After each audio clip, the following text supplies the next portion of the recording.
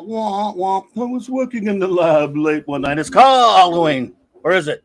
Maybe it's not Halloween. All right, we're not going to review Cat's Paw tonight. Talk to me. So instead of yelling we, I should yell ween. So instead of wee, I'll say ween. I'll take it. I'll take it. I'll take it. Absolutely. I like that. Well done. Hello, my friends. It is fantastic to see you all here tonight. We don't know who's here and who's not, as far as who's out there having at Halloween parties and all that kind of stuff. But we know a lot of them are at our Halloween party that we're having here tonight, and I'm so glad to see you all. Welcome. I hope you're all having a wonderful Halloween weekend and planning all kind of fun, cool stuff. I hope you're getting candy. I hope you're trick-or-treating. Or not. No pressure. You don't have to. I'm just saying, if you are, I want some candy right now. He prefers M&Ms, by the way. M&Ms. Send all of your M&Ms to my captain, please. Plain M&Ms, by the way. Just plain. No almond, no peanut, no peanut butter. Just plain M&Ms. So that is Clobby's. Right. It's his addiction. He's addicted. I do like some of the other types, by the way, but yeah, I'm a plain M&Ms kind of guy. Like I say, I like the peanut butter ones. It's just that, Phantom Outsider. That's such a great joke. There are like 10 jokes in that joke. Phantom Outsider says, I got a Snickers. Oh, well, eat a Snickers. Well, now look, okay, a Snickers is all right, but look, I like other stuff too. I mean, chocolatey, but yeah. No bloody A, B, C, or D. That's right. That's right. Yes. Let's see here. What a great crowd we have here with us this evening. And hopefully more wonderful friends will trickle in as time goes by. Let's see here. We will do some show. How about we do some show notes? Then we do some hellos. And then we get going. What do you think about that, number one? Let's do it, Captain. So I'm having a little bit of a... okay, there we go. So I was having trouble with one of my pages opening there. I got so many pages open here. Bop, bop, bop. All right. First of all, show note is for my wonderful first officer to tell us about her wonderful literary works and where they can be found. That's always my favorite show note, and it should always be the first priority show note. That is so kind of you, to support my work. I appreciate it so much. And because of your help, I have very modest sales of the short stories. But because of your help, people have started to leave their positive reviews. And so, Clobby, you've really helped me a lot. And I love you very much for that. Yes, folks. As many of you know, I'm a scholar and I'm a published scholar. So I write nonfiction, but I also write science fiction. And my discipline is short stories. I absolutely love short stories. I was in love with short story fiction forms from a very young age. So I'm putting together a short story collection, but I'm selling them separately on Amazon for under $1 each. And I'm doing this because I'm trying to drum up buzz with the hope that enough people will leave positive reviews that a local publishing house will be interested in helping me to publish a hardback. So if you could please go to your Kindle device or to Amazon in general, they can be downloaded onto any device, and buy one of my stories and leave a positive review. I would be so grateful. So they're done in the style of like H.G. Wells, Philip K. Dick, Edgar Allan Poe, the old Twilight Zone, the old Outer Limits. So if you like flash fiction and you like short stories with that kind of a vibe to them, you may like my stories, and I would really appreciate your support. And I'd just like to take this opportunity to thank all of the people who have purchased a story. Thank you very much. But especially to the people who went that extra mile and left that positive review. because when you leave a positive review for me, it shows up. They don't show how many times the stories sell, so people are trepidatious. They don't really want to buy it. They're not sure if it will be good or not. But when you leave a positive review, you're leaving your mark on my work, and because of that, I'm just so incredibly grateful to you. Thanks to this wonderful community who have become my friends and support my work. I love you guys very much. Thank you. Thank you so much. And by the way, the link, of course, I put it in the chat, everyone, but it's also in my description below. So it's there. Well, we will do a couple of quick show notes, and then we'll say our hellos to our wonderful friends who are here, who are popping in with us. Let's see. First up, Clobberi's Comics Corner Spinner Rack Time Machine returns this week, starting with the first month of November. The comics off the timer, the Spinner Rack. This is a nice old school, old style poster. And I must say, a Clobby, everyone here knows I'm a nerd, not a geek. So I'm saying this very naively. Wow, that's a nice Batman. Whose Batman is that? Oh, that's a Neil Adams, Jim Aparo cross. That's a nice looking Batman. I love him. I think he looks really nice.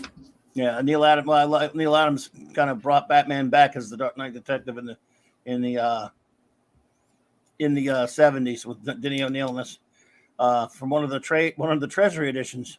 Yeah. So yeah, I love me some Batman, of course, and we have some Adams Batman covers this month. Oh, great. Let's see here. What was that? I'm trying to remember. Oh, okay. I always, one day I'll write down show notes. Let's face it, you should, because sometimes I have to stop you. I hate to derail you, but I have to tell everyone at home, these Spinner Rack Time Machine episodes are so much fun. You have to tune into them. You learn so much. It's a walk down memory lane. I am learning so much. I enjoy these episodes immensely. And just love it. And I don't know a darn thing about comics, but Clobby is teaching me, and so is the wonderful community who shows up to Clobby's Comics Corner, and we have a blast together. So good job, Captain. Can't wait for the next one. Oh, well, thank you so much. I'm having a lot of fun with it. I'm tweaking it a little bit. There'll be some changes here and there because, it's very much a work in progress. It's all just kind of slapped together, to be honest. But Monday night will be an open comic book, a Monday night Mark C comic stream. I'm not sure exactly what I'm going to do, but it'll involve comic books, and it's going to be kind of what they call a chill stream because it gets busy from there next week, folks. It's going to be a busy week. I do believe, I'm not sure which channel, but Loki and I will be doing a review together on Tuesday night, 7 p.m. Central, I believe, on the World's Finest, the Batman animated verse, first meeting of Superman and Batman in that verse, the 3-part special, and we're doing once a month. We will be reviewing a DC animated film together. And to my great buddy Loki, love you, Loki, and happy birthday to Loki. Today is his birthday. I was going to say that, and I'm not friends with Loki on Twitter. I don't know him, but I've appeared on a panel with him a few times, and I just wanted to say happy birthday from all of us. Absolutely, everyone. A big L in the chat, if you will, for my great friend Loki. He was one of the first friends I made when I came over here. He has been absolutely fantastic to me, and I love you, brother, if you're hearing out there, and you're the best, man, and we appreciate you, and just been a great buddy to mine. So happy birthday. He's out there somewhere having fun tonight, I do believe, and he's the man, and he was born, his name is Loki, and he was born on Mischief Night, so yeah, as he puts it. So anyway, but it gets busy from there after those 2 nights, Monday and Tuesday. Oh boy, Wednesday night, I'm going to be doing a deep dive review on Jack Kirby's Eternals. Beautiful. Not the real Eternals, in other words. We're going to review all 19 issues in the annual from the mid and late 70s. The only Eternals that matter. My good buddy Mark D with the C's joining him. We think we might get our buddy Nick Weiser to join us as well. We're all reading it now. Some of us for the first time, it feels like the first time since I haven't read it in 40 years. So, and I'm really, really enjoying it. I never really thought it was one of my favorite Kirby works or whatever. And now maybe it's just seeing it through older eyes. I'm loving it even more. And that art is just beautiful. And and which is sad because the next day, that's gonna be 9 p.m. Central Wednesday night, folks. By the way, the next day I'm just gonna throw that all in the garbage. Yeah. Because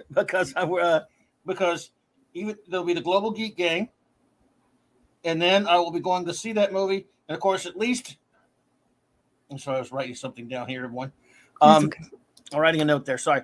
The next day will be we'll have fun the next night because it'll be Clobby's Clubhouse. Yay! It'll be Global Geek Gang, then it'll be Clobby's Clubhouse on Thursday. And we will try not to aggravate Raquel too much with our thoughts on the movie because we will both have seen it by then. We'll mention what we think of it, but we'll do other stuff. We were on for 4 hours the other night almost, and it was so much fun on Clobby's Clubhouse. 3-something. And I really enjoyed it. Had a blast. And I still have DCs to do. So I need to learn about my DCs. I would like to do those on the next show if you don't mind, boss man. Oh, of course. And we talked. She's referring to Star Trek comics, folks, and we talked about Gold Key Star Trek comics, and next will be DC Star Trek comics on the Clobby's Clubhouse, amongst other scintillating topics. But then there is a Friday night special. I don't usually do Friday nights, as you know. The Metamucil Friday show. But we're going to take upon the task, myself and my good buddy J-Man, and of course the great Mark D with the C. I don't know if Nick can join us. He might join us. I don't know. Nick will probably join us if he can, and we will review the movie. And I think, if I'm not mistaken, J-Man's buddy Sean might join us too, who is a good bloke as well. And we're gonna. Well, I don't know what to say, folks. I think I owe it to Jack to watch this thing and to talk about it, because somebody's got to get these people to a bathroom. That's the first thing. Everyone, they all need to visit the commode, and then they can proceed with their film. I think they already did. Where do you think they got the film? Well, Sean will be there as well. Cool, J-Man. Sean is an awesome bloke as well. So we'll have a full crew there Saturday night. That will be 6 p.m. Central, so 7 p.m. Eastern. So 7 your time, J-Man. And I'm really looking forward, well, not to the movie, but to reviewing it. And if that sounds like I'm going in with a chip on my shoulder and a bias, you damn tootin' I am. You damn straight I am. And I'm proud of it. Hey, look, they're the ones ripping Kirby, ripping Kirby, not me. Yeah. No one told him to do that. So, yeah. And it's getting some word out there that it's getting some bad press right now, and it deserves it. But no, we're the bad guys if we criticize it. So anyway, that will be Friday night, and so big week for Clobbering Times, and we're going to see if we can survive that storm. Now I want to say some hellos to our good friends before we get started with reviewing our episodes. We got a lot of fun for you in store tonight. We like to give our shout outs to all of our good friends out there in our chat. So without further ado, whatever you call it. And look who's here. There. I was wondering where that guy was, but I'll save it for our great engineer, Mark D with a C, is here. Hey. Oh, before we go any further, speaking of our crew, our communications officer, anti-derivative Jill, will not be present this evening. She regrets to inform us that she must attend a Halloween party, but she is thinking about all of us and she wishes that she were here.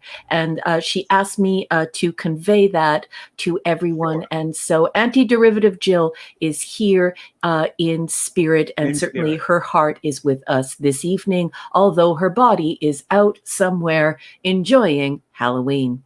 Well, I hope you are having a wonderful time, Jill. If you do hear this later, I guess if you hear it later, I guess I will hope that you had a wonderful time, bastards. Yeah.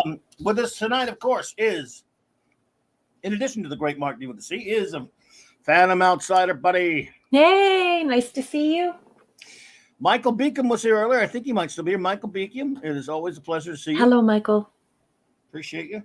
Snortapoopas, Cuber, or Snortapoopas, Cuber. Jesus is my King 68. Long time no see, buddy. Yeah, where you been? Nice to see you.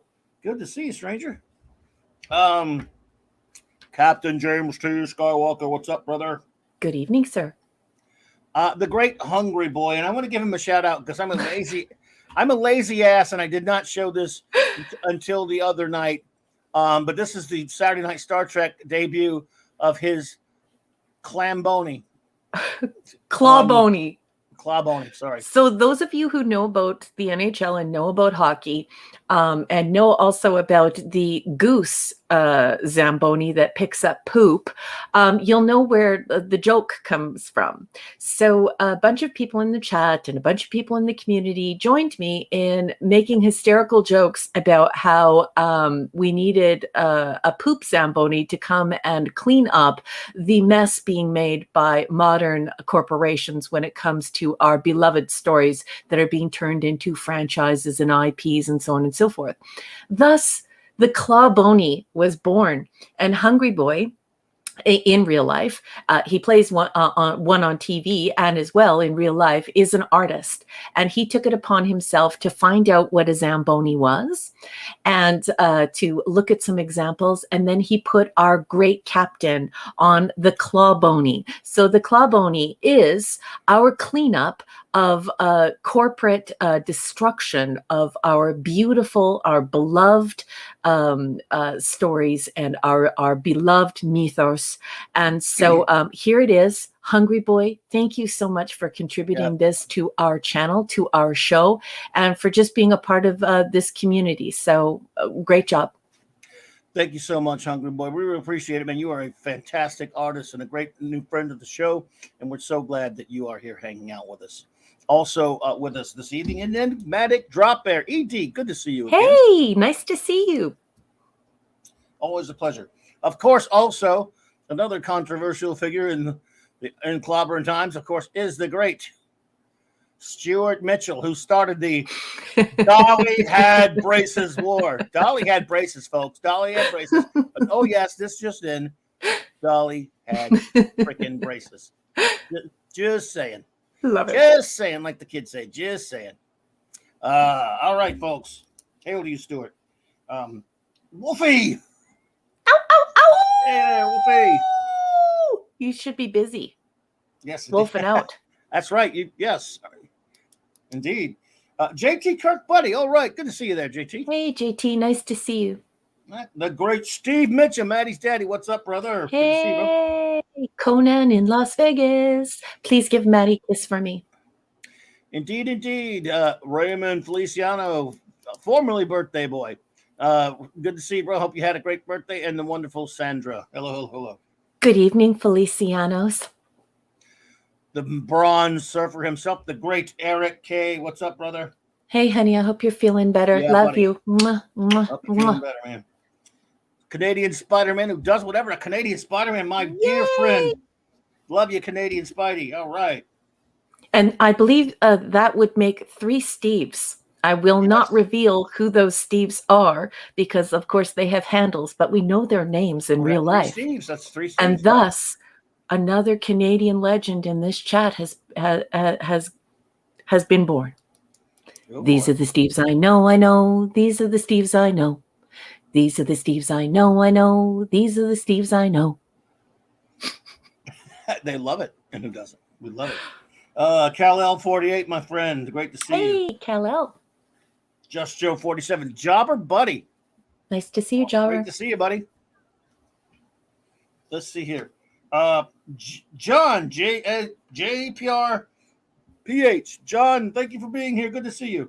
Hey, John. And John, you said, Raquel, I'm new to this community. Could you please cover the difference between nerd and geek sometime? Well, I can do that for you right now. So as many of you know, I'm a doctoral prospect, and my area of discipline is social science.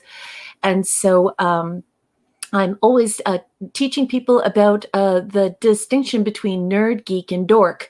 And of course, people in Gen X are very familiar with the differences, but lately there has been a corporate conflation of nerd and geek to create things for us to consume. So they've conflated these two social groups, and they're very different.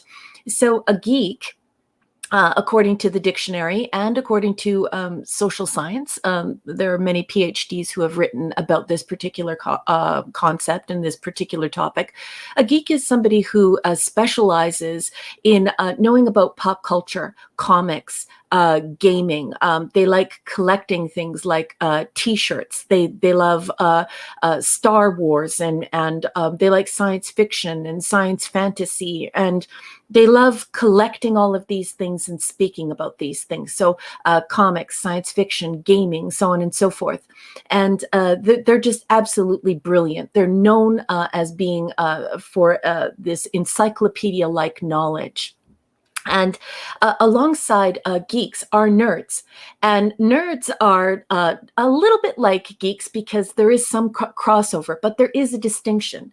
If you look in the dictionary, you will see that a nerd is described as someone who is slavish to academic pursuits. So with a nerd, you're looking at an academic, somebody who has spent a lifetime in school. They're a walking stack of books. They love books. They love fine arts. They love science. They love STEM, STEAM even, and so that's the distinction. The geek is really the pop culture.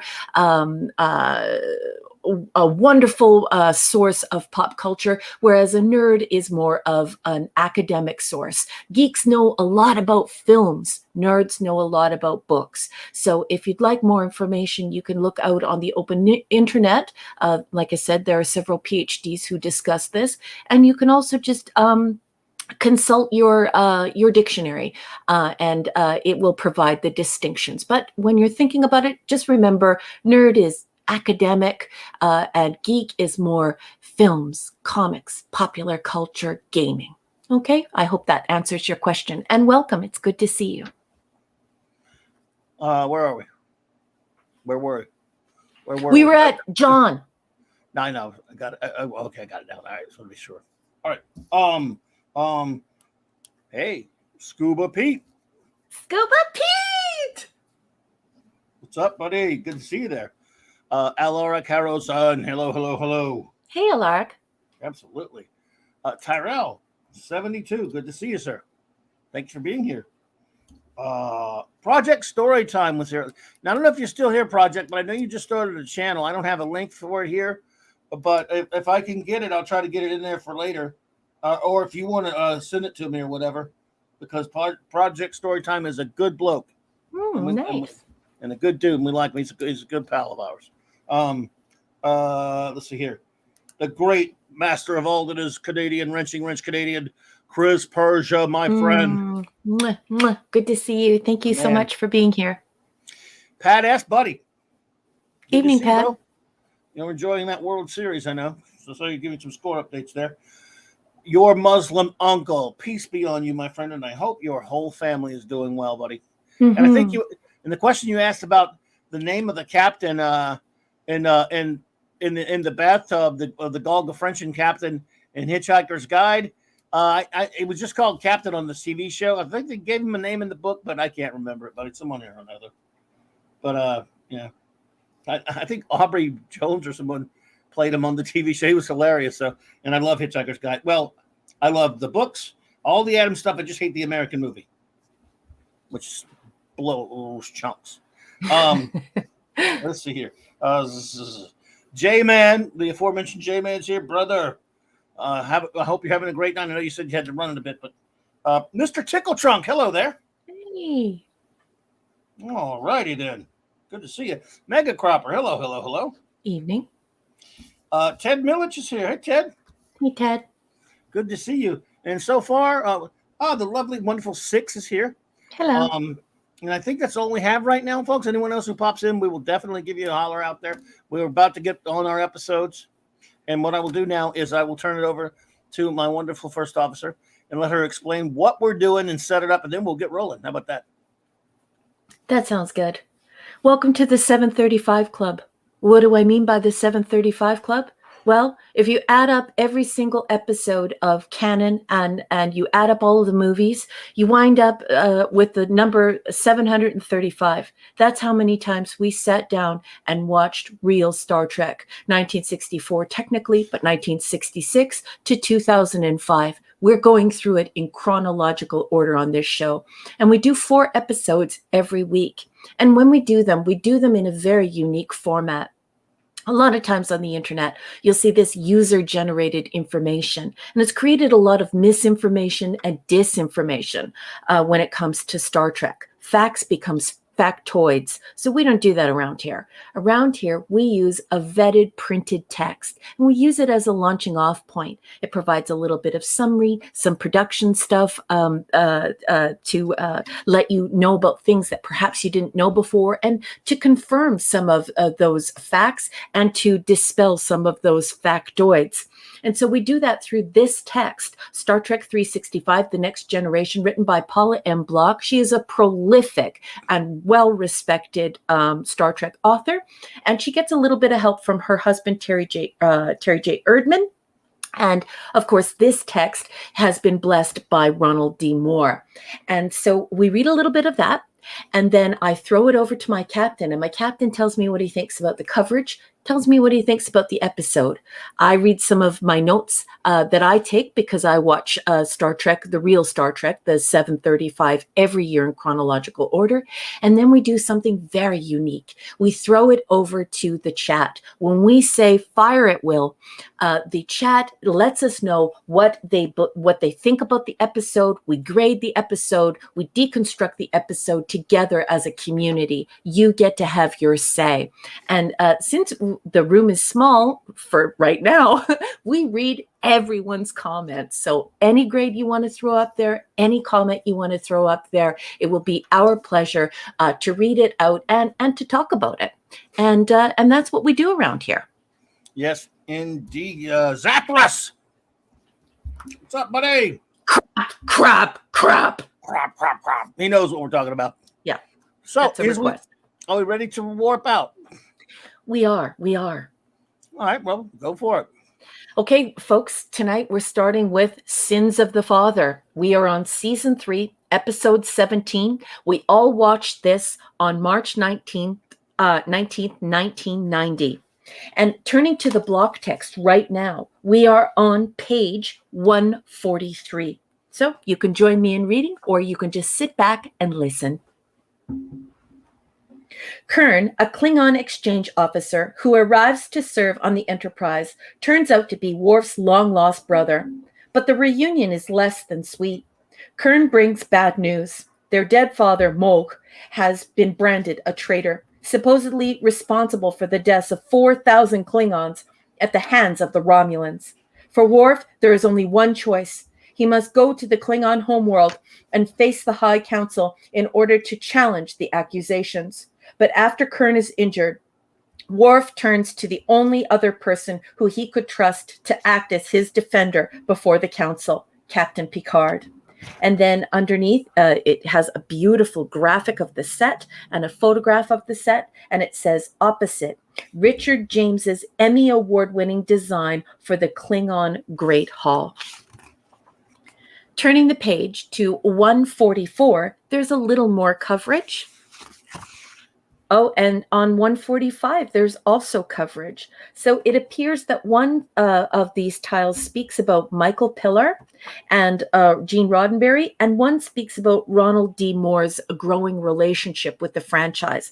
Clobby, we don't have time to do both. Would you like to hear about Michael Pillar and Gene Roddenberry, or would you like to hear about Ronald D. Moore and it looks like his relationship evolving with the series? Which one should I read? I'd like to hear about Pillar and Roddenberry, to be honest with you. Okay, let's do that. So that's on 144. When Michael Pillar came in, he made a creative decision to shift the focus of the show from being about the planet and aliens of the week to our characters aboard the Enterprise and how our characters are affected by the story. Well, I don't know if I agree with that, but anyways, that's a quote from Ronald D. Moore. It really was that fundamental character shift in focus that provided our biggest change in course. Yeah, I totally disagree with that. Anyway, we'll talk about it after. Okay. Michael and I talked a lot about how hard it was to get characterization into the next generation, recalls Ira Stephen Bear, because Gene Roddenberry had dictates that he was just rigid about, that everyone in the 24th century was free of psychological problems, that there was no conflict among people. The thing that made the original series work, that continued to be entertaining even after the special effects were outdated and the social problems it addressed began to feel a little simplistic, was the relationship between Kirk, Spock, and McCoy. That's what makes the original series sing. So we found ways throughout the episode to make the characters alive and to explore them as much as possible. It was very difficult to get to that place, but ultimately that's what made TNG credible. Sins of the Father served as a transition episode, subtly shifting from the old focus to the new. What a load of crap. Get out the clawbony. Certainly, it was about the planet and aliens of the week, specifically Klingons and the Klingon homeworld. But more specifically, it explored the character, in both senses of the word, of Worf. Against an intricate and corrupt political backdrop, viewers learn, along with Worf, that his brother, that honor is more important than life, and that despite having been raised among humans, Worf is a warrior among warriors. In creating a continuing storyline for Worf, TNG actually moved beyond the dynamics that made the original series so successful. In the first Star Trek, only the big three characters showed any sign of character change or growth. Worf's leading role in Sins of the Father broke through the glass ceiling between the upper and lower tiers of characters. It became possible for any of the main characters to carry an entire episode, to have a continuing storyline. In that sense, TNG proved to be far more egalitarian than its predecessor. Get out the clawbony. And set the course for future Star Trek series. And like I said, there's another tile, but I don't think we have time to read it, especially if it's more of that crap. So aside of pulling out the clawbony, what did you think of the coverage, and what did you think of the episode, Captain? If you want it, you got it. Yeah. There it is. Yeah, that's what I think of what Ronald D. Moore said there. I've been known to disagree with Ronald D. Moore on a lot of things, to be honest, even though, like I said, obviously Catman, Dee Dee Myers. Hey, good to see you. Hey, Dee Dee. And, in spite of, really liking Deep Space Nine and knowing that he's done some good things, I don't think I agree with a lot of it. Like you, I don't think I agree with a lot of the things that he said, but I used to disagree with the stuff Michael Piller said all the time. Mm-hmm. Michael Piller used to say some crazy stuff too, but that notwithstanding, that was interesting coverage, because I did not know about that, of course. But I really, really love this episode, though. Yeah, me too. I'm a big fan of this episode. I think the characterization. Now, look, there's truth when you say there weren't a lot of episodes that did not focus on the big three on the original series. If it had not got cut short and all the things that happened to it in this third season that we've well documented here, who knows? A little farther down the road, maybe they would have done more with some of the other characters outside of the occasional Scotty here and there. It is a Kirk, Spock, McCoy show. I don't know if you can deny that, because since most of the stories did center on them, but it might have changed. I mean, the TV was different back then anyway. So I think you can't take it as a presupposition that leading with character was the way to go in socio-historical context. If we dial it back to 1964, we dial it back to 1966, this author that we know as Gene Roddenberry is impregnated with the idea of going into space, of landing on the moon, of making contact, of piercing the veil right on the other side, and what would reach back towards us. So I don't buy Ronald D. Moore's presupposition that character should be the focus of the show, because in socio-historical context in 1966, Gene Roddenberry was inspired by what men could achieve. He was inspired by what we were going to do, where we were going, and the possibilities that lay in the black deep. And so I think, to Ronald D. Moore. it also seems like he's implying, even though I know he likes the original Trek, he's implying that it wasn't character based a lot. Yes, there were episodes. Remember, we used to do this all the time when we were reviewing Real Trek. I'd say this episode's like a really high concept episode. This one I really focused on ideas, and I love that. And they did it more on the original series than they ever did it in the Next Generation. But then there were times I go, I love this one for character reasons, and think so. And I'm not saying he's saying this, but it almost comes out like he's saying we're a more character oriented show than the original series was. Well, you might be spreading it out amongst characters a little bit more, but that's not true. Exactly. More about characterization, and you gotta have characterization for anything. So I don't. Again, by the way, Michael Piller was on record as saying, and I loved what he did on Probe, for example, but he was on record as saying that he wanted a show that was more like L.A. Law than more like the original series. And I thought I used to really get annoyed with some of the crap he used to say. And again, that nothing, rest his soul. And he was a good writer and again, a good dude, I'm sure. But I didn't agree with some of his fundamental approaches there. And so I don't get why Moore is bragging about this. This is a really good episode. This character setup is not structured the same way as the original series. They are more of an ensemble cast. Okay, that's fine. But it's not like it's almost like he's implying they didn't do this that much on the old show. They didn't spread it out yet, maybe, but that's about all. The only difference is that they're giving it a little bit to some of the other characters. That's true, but it's not like you're a bunch of heroes for it either. And what and how far? Like I'm struggling with the word egalitarian, more egalitarian as the predecessor than the predecessor. I also have difficulty with that. Especially when you look at where everyone came from, you know what I mean? Leonard Nimoy's grandparents were smuggled out of a place, otherwise they were going to be killed, and they were on the back of a cart covered in straw, otherwise they'd be dead. And then, of course, we have Nichelle Nichols, who wound up working for NASA, recruiting astronauts. And then, of course, we have George Takei, so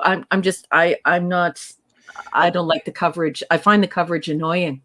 Hey, Ronald D. Moore, you've done some great stuff, but dude, you're more of a nihilist than Roddenberry. We are a nihilist compared to Roddenberry. And because even in some of the good stuff you've done, you helped participate in taking Deep Space Nine into kind of a nihilistic territory sometimes, and a little bit darkness. And of course, your Battlestar Galactica show, which everyone loves and all that stuff, it's pretty dark stuff. So don't be talking about Roddenberry. Yeah, and not only that, when you have someone who made it their life's mission and their philosophy as a humanist to discuss a better version of ourselves every day of our lives, compare that with saying, well, we're going to be more about character. So in other words, we're going to gaze at our navels and talk about all of our interpersonal and familial struggles. And this other person was reaching out and making a comment about how humanity had so much potential, how if we came together, the things we could achieve and where we were going. It seems like a rather foolish argument. And I just want to run him over with the claw bony and raspberry him in the face. You know what I mean? With lots of saliva, just get lots of saliva in there and just. Yes. All that said, though, because I agree with all that, it's a fine episode. I mean, some of the stuff they said, I know they're all full of themselves sometimes with this stuff. You think you're reinventing the wheel when you wouldn't have the wheel to work on without Roddenberry. Yeah. But that said, I'm not saying, anybody's above criticism, including Roddenberry, but I just don't think this criticism is warranted. And but the episode itself, I'm just to be fair to the episode, it is extremely well done. Yes, Candyman. Look, Tony Todd, I'm not sure Tony Todd could ever be in anything that's bad. Well, I'm not into those Candyman movies. But the guy, when he's on Trek, something about him. I mean, I really always liked that guy. I think he's really cool. And he was great as Kern. You have some great characterization stuff in here. I find him scary. That's why I like him, because he's scary. Yeah, I would not mess with that dude. Yeah, he's very scary. He's a very scary person. But he wasn't scary at all as old Jake Sisko. He was brilliant. I mean, I thought it was really amazing when he did that. Yeah, completely different. And that definitely exemplifies his range, doesn't it? It's it's just a completely different impression. Yes. Well, and you know what? Really, I think this is one of the ones. This is one of the first ones. What was the previous Klingon one before this? All right, right now, where are we with Code the of Klingons honor. at this episode? This code, that was the no code of, not code of honor. No, Matter no. of honor. Matter of honor. Matter of honor. Yeah. And was there one before that? No. Mm-hmm. Oh yeah, yes. We got a little bit here and there. The one with this Worf's, that eventually became Alexander's father. What was listen to me, mother. Yeah. Whatever that name was. But for the most part, we haven't got a big chunk of what Klingons would eventually become in ongoing throughout the series, right? This might be the first one that really launched that big time. And Kern might be the first outside of Worf, maybe outside of Kalar, whatever it was. Kalar. Okay. There may have been another exception. I'm already from drawing a blank, but the first nuanced Klingon character we've seen until then, because let's face it, even that one, the Heart of Glory or whatever. Yeah. And Matter of Honor, they did. Actually, Matter of Honor was the first one where we saw some nuanced characters in the Klingons. Not just obnoxious jerks. I mean, yes, obnoxious jerks, but they're Klingons. Are some nuance to the character. I really love him as Karn in the episode. I really love the relationship those two they developed in that short time.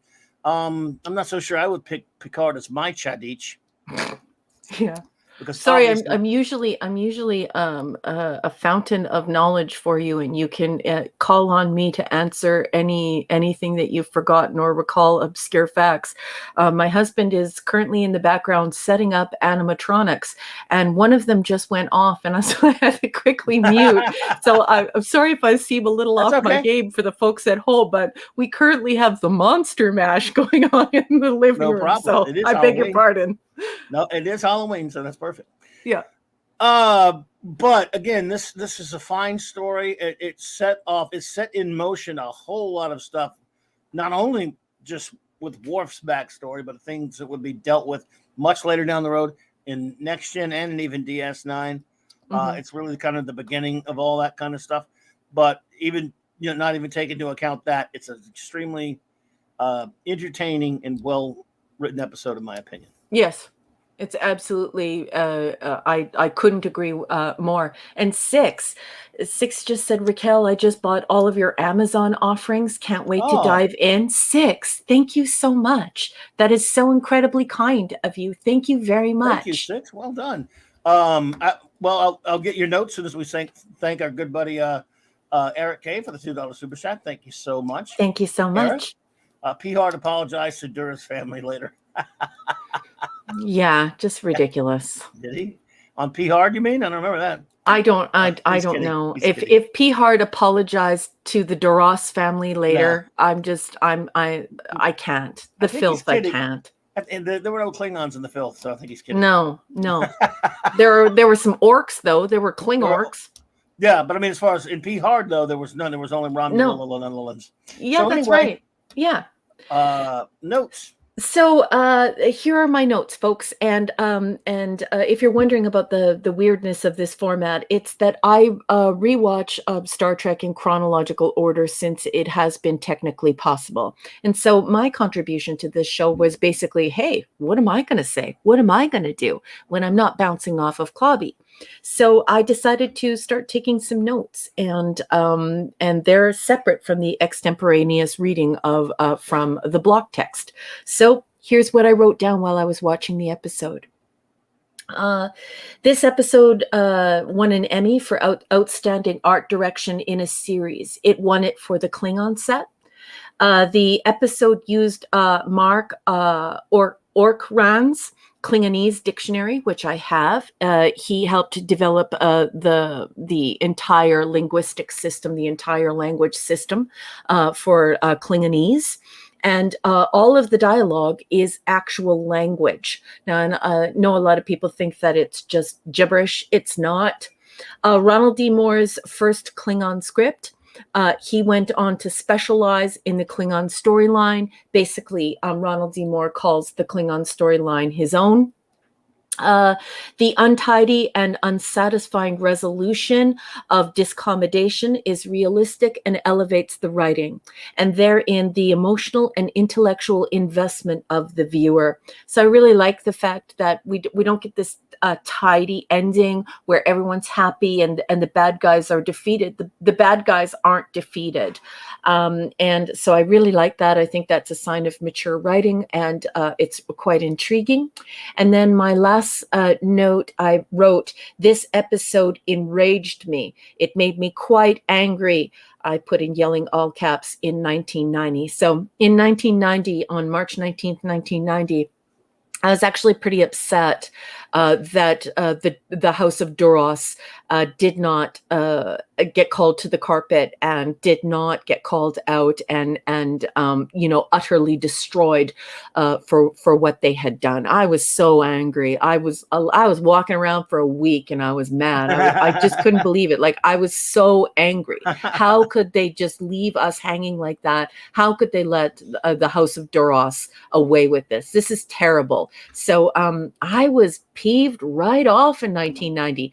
However, now that I'm a half a century old, I've sort of tamed down a little bit. Quite as angry. So yeah, brilliant episode. Absolutely love it. And just wonderful. Well, at least they dealt with all kinds. I mean, they definitely continued to revisit what was going on as a time of, like, how many times have we talked about just in this short time we've been reviewing Next Gen? How going, wow, that would have been interesting down the road to deal with that later, and they ignored it. So at least this was something that you've got a long saga to go with it and everything. There's a whole saga there.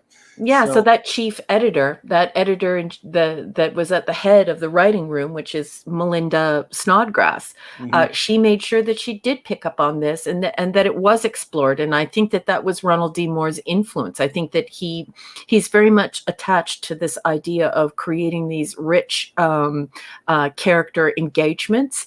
It's his strong suit in writing, and look at what happened when it was put in Star Trek. So to great effect. And so nice combination, and nice that they didn't drop it and they kept exploring it, because Michael Dorn is a legend and everyone loves Klingons.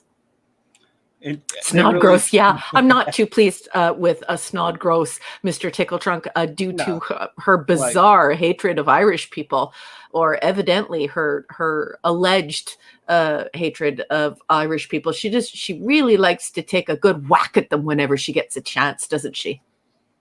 She sure did twice, right? So that we know of. Yeah.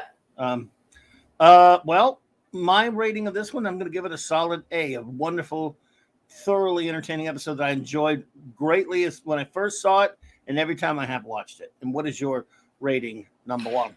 As per usual, you are my Star Trek soulmate. I love you very much. Bang on. I also gave this an A, not an A plus, not an A minus, a solid A. Great episode, wonderful, and welcome to this rich, wonderful world of Klingons. Oh, by the way, I was supposed to let you read it first. I got it backwards. I'm sorry.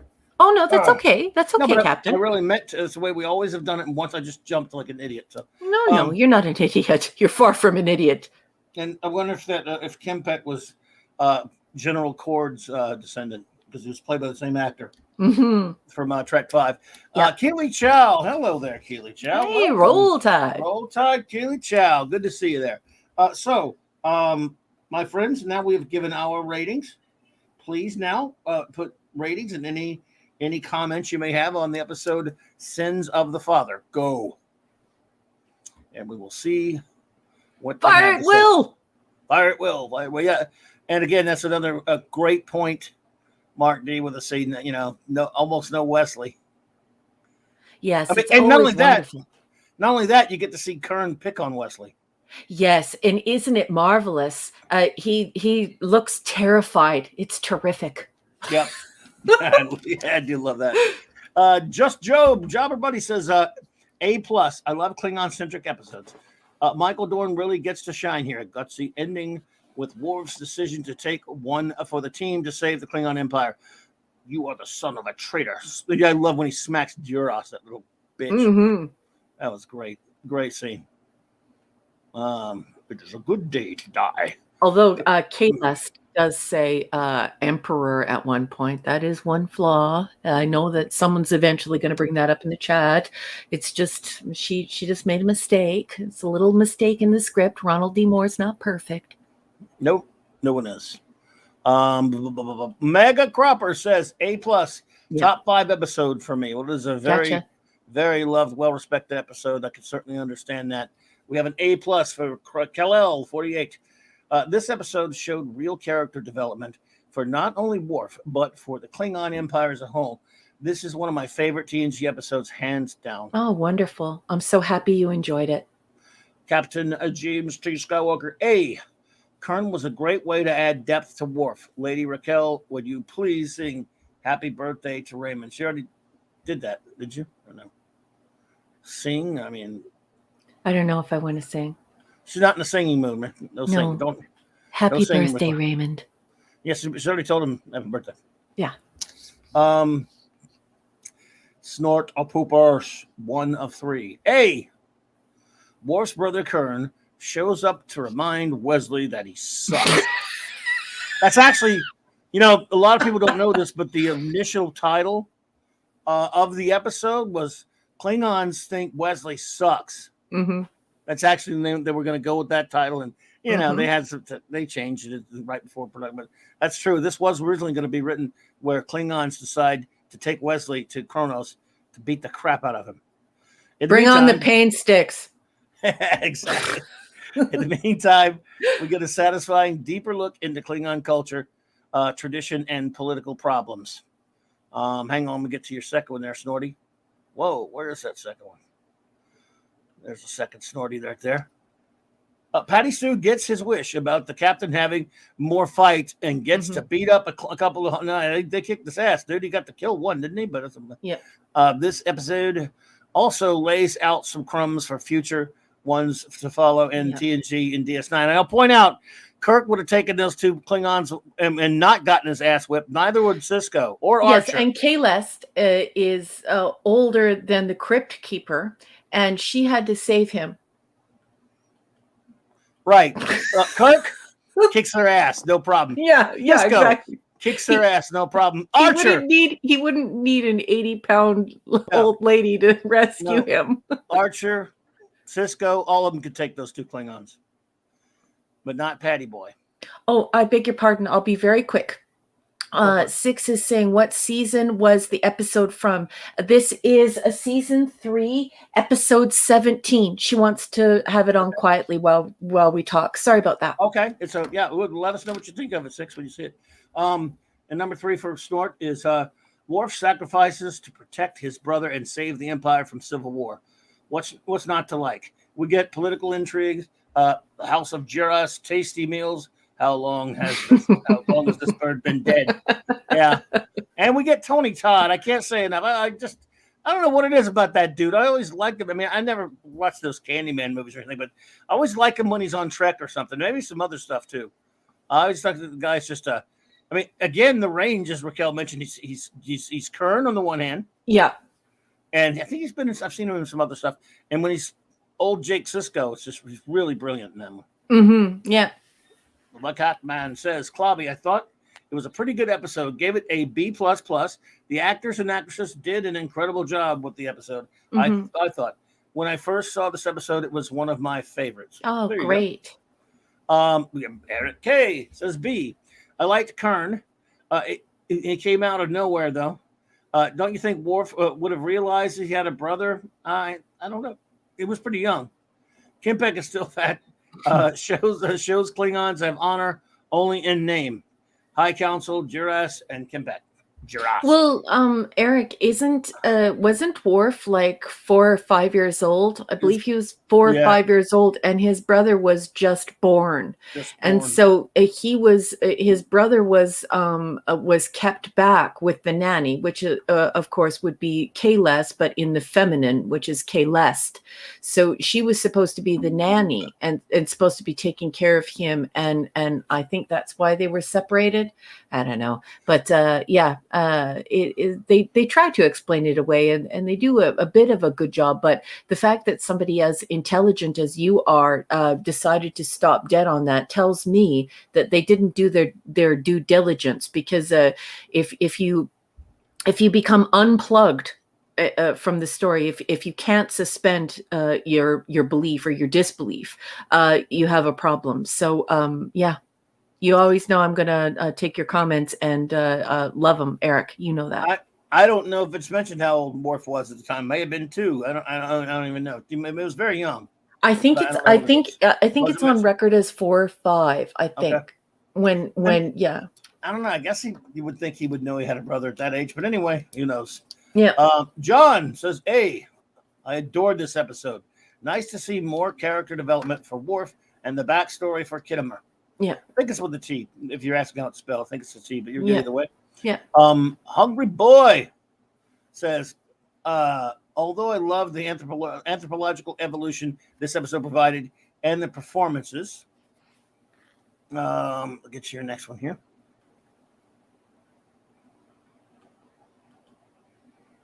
And centuries later, Tamarians would utter Picard as a blowhard and Worf as the nobly suffering spirit of self-sacrifice at the Council of Convenience. 4 out of 5 Clabonis. There you go. Oh, the Claboni is now a rating system. Are you ready for our first epic of the evening for the enigmatic drop bear? Ooh, here we go. Enigmatic drop bear. My educated friend. You obviously are a nerd in some respect. Here we go. 1 of 6. Enigmatic drop bear is giving this an A. And he says, what starts as a comedy of manners pivots into an epic about an empire in cultural decline. This Heart of Glory and Defector established Klingon and Romulan honor codes have devolved into a lie.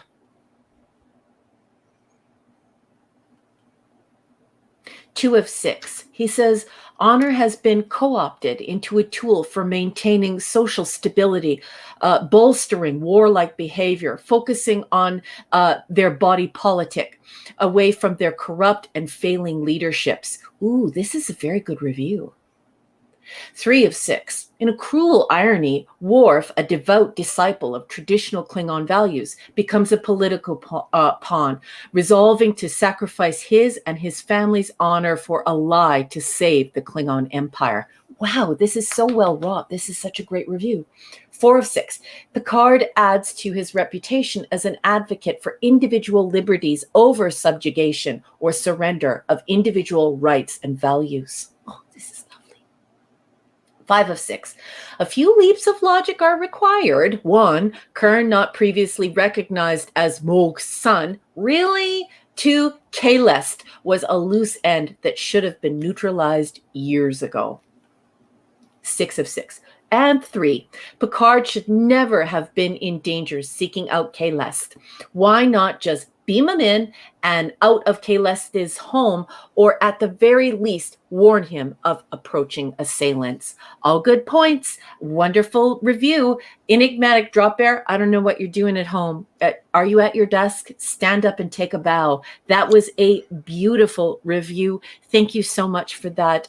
Very intelligent, well wrought as usual. Love it, love it, love it. Thank you. Yes, because even back then it bothered me. I'm like, wait a minute, Riker's such a mother hen about Picard. He needs to go across town to a seedy area of town. If Worf can't go with him, fine. Send Data with him. Send security of some kind. There was no reason for him to go by himself. That's Riker should be ashamed of letting Picard do that. Yep, and this is why I didn't give it an A+. This is why it's only getting an A. It's got its problems, but it's still glorious. Which would be an appropriate word for this episode. Glorious. Raymond Feliciano says A+. Not only an excellent exploration of Klingon lore, but of politics. I guess the clouds are the aftermath of Praxis. It could be. A very solid episode. Could be, Ray. You never know. That's good. Well thought out there. Wow, look who is here. Ooh, hello. Captain Cockney, Mirror Spock, the Mirror Man, the Mirror Spock there. Let's see here. Can't stop. Oh, I'm glad you stopped in, brother. Good to see you. Thank you. Wolfie says, rating A. I will have some of your replicated bird meat. Yes, I will have some of your slams the leg down on the plate. Love the design of Kronos, even if it is a matte painting. Yeah, remember those? Yeah. I like matte paintings. I Trek do world too. Building, love it. Yeah, and it's not called Kronos yet. Oh no, it isn't, is it? It's not called Kronos yet. Did they call it Kling? Just kidding. Yeah, they call it Kling. Did they really call it Kling in this one? No, they don't use the word Kling, but it is Kling up to this point, which is later explained away as a major city in one of the hemispheres on Kronos. Okay, there you go. This episode teaches us that fat Klingons are a lot nicer than your run-of-the-mill warrior. I hoped I fared better than Cord. Burp. Yep. Sextus was played by the same actor. It is. Kurt. 9 Chadich out of 10. An amazing Dorn-centered episode. If only we could get Kurtzman in this chat and all take turns crossing our forums and spinning around. That would make my year. I call it the circular shun. Shit. It's the circular shun. If we could just get him in here for the circular shun, all would be well. Oh my goodness. Sandra Feliciano says, A, good study in how the love of one's people can lead to the sacrifice of his own desires. Worf also ensured his brother was protected. He could return to fight another day. Absolutely. Yep. Absolutely, Sandra. Thank you so much. Yeah, great review, Sandra. Crazy Cat Guy, thank you for the $3 super sticker. And hello. Welcome to the show. It's good to see you. Let's see here. Phantom Outsider says B+, only because Kurt, I think he means Kern. Or is he in Kurt though? Kurt, yeah, because the stupid thing will probably he has to go through three different types of Yeah. It's the correct thing, right? Autocorrect, autocomplete, whatever it is. Poor guy. No problem at all. Let's see here. Where am I? Okay, Kurt could have cleaned house for us, kill the Decker unit and Wesley. How could they stop that? Kern forcing Wesley to clean the warp manifold and crush Wes with a poop Zamboni. Well, I would be all for that, buddy. I'm right there with you, bro. Wesley scrubbing the bottom of the clawbony with a toothbrush sounds hysterical to me. Yes, I'm with you. Let's make it happen. The Klingon culture is specifically designed to hunt and kill Wesley like a targ. Yet they decided to not allow the Klingons fulfilling their destiny. If Kirk beamed onto Kronos, the population would poop. I think that's the last one of his. On the 6th. Okay. Yeah, don't worry, Phantom Outsider. I got your back, honey. It did it because you spelled Kern correctly in Klingon. So, well, not in Klingon, but yeah, you spelled it correctly, and so it reverted to Kurt on you. Don't worry, honey. I got your back. I know what's happening. Yeah, it happens, Bob. It happens. The great Monica D with a C. A+++. 5 out of 5 cut luches. Love this episode and the writing. The exposition of Klingon culture is one of the bright points of TNG. The writing showed the depth of Worf's character and honor. Let's see here. Brilliant surprise twist with the reveal of that Duras' father was the traitor, made even better with the realistic discommendation versus an easy transporter cure, leaving us wanting to know more. Well done, buddy. Well said.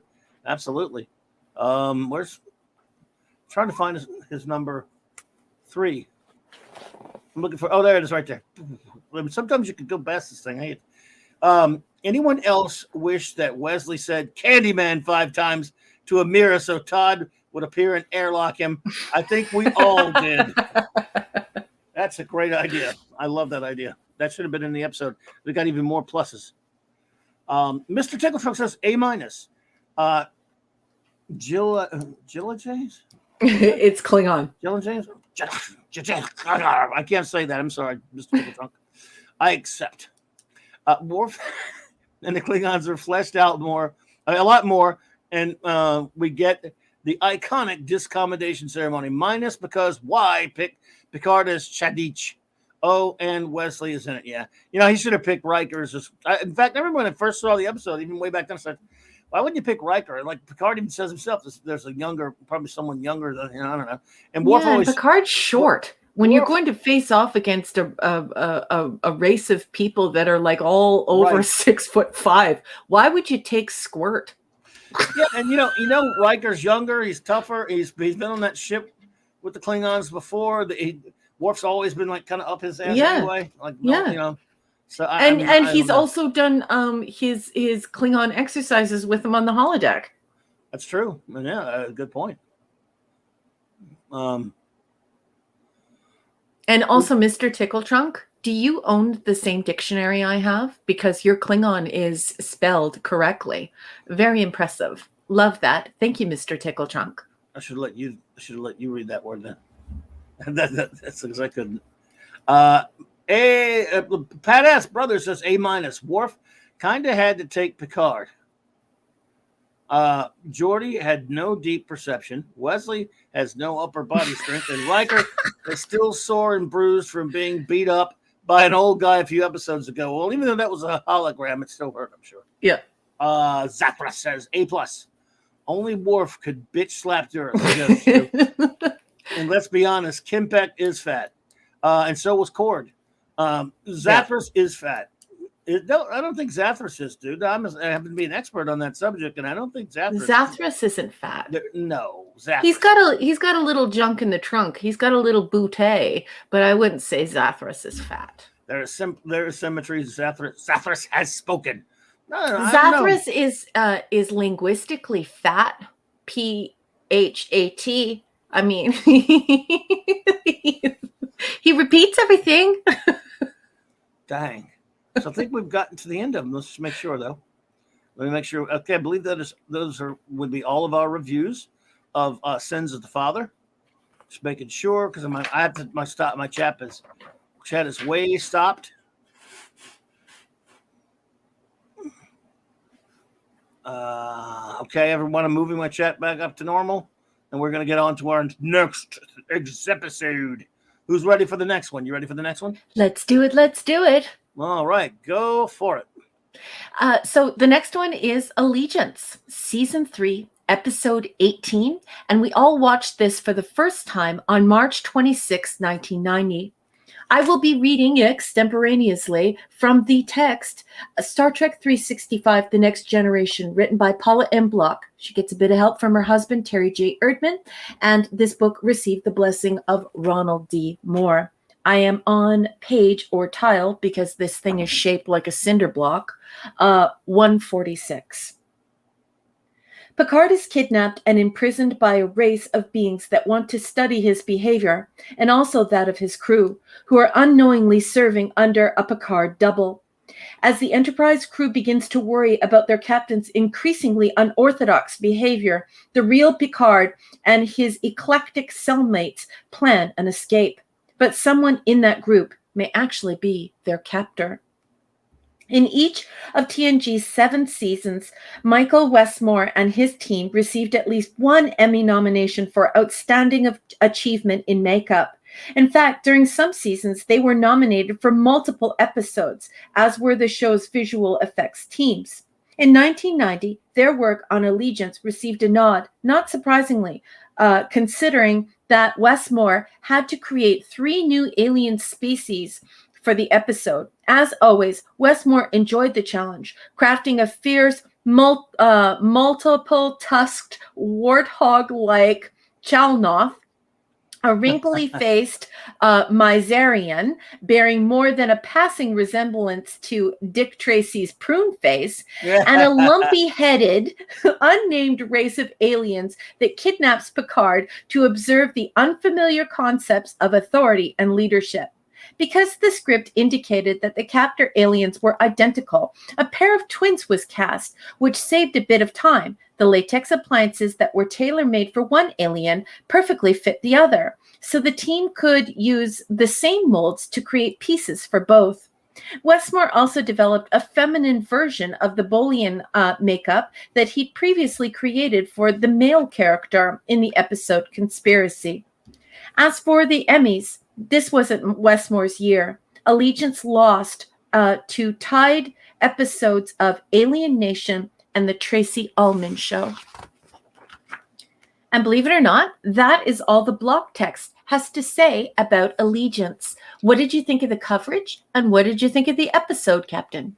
Well, I didn't know about the Emmy thing, of course, so that's pretty cool. Mm-hmm. I kind of like this episode. I think it's you can laugh at some of the stuff with doppelganger stuff can be troublesome because people are always going to find it hokey sometimes. And yeah, some of the stuff with Patty Stu acting a little bit out of character and stuff, would just make sense, even though he has all of his memories. And I think what I liked the most about it felt sort of like a retro throwback to old Trek. You got aliens, really crazy looking aliens. They look like they could have been on the original series, and doing something that is a pretty interesting science fiction concept. Putting all these people in the room together to try to learn about them, just their way of experimenting people. And of course, they're such obnoxious jackasses that they just don't have any consideration for what they're doing for these people. And I think there's a pretty fun bit at the end. It was kind of a fun bit at the end when Picard gave them a little bit of taste of their own medicine and stuff like that. So they weren't all powerful, but they were able to keep Picard locked up for a while.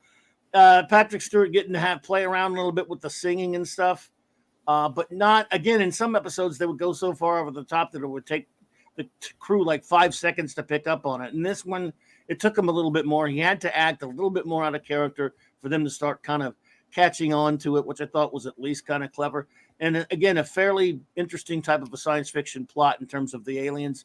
So I don't know. I've never really thought it was a great episode or anything like that, but I thought it was at least interesting and kind of like I said, there was kind of an old Trek feel to it for me for some reason. So that's why I thought it's a fairly agreeable episode. I don't think it's great or anything, but I like it. Okay. Yeah, I pretty much have the same type of review. I don't think it's an outstanding episode, but I don't think it's terrible either. And I agree, it does have the TOS feel to it for sure.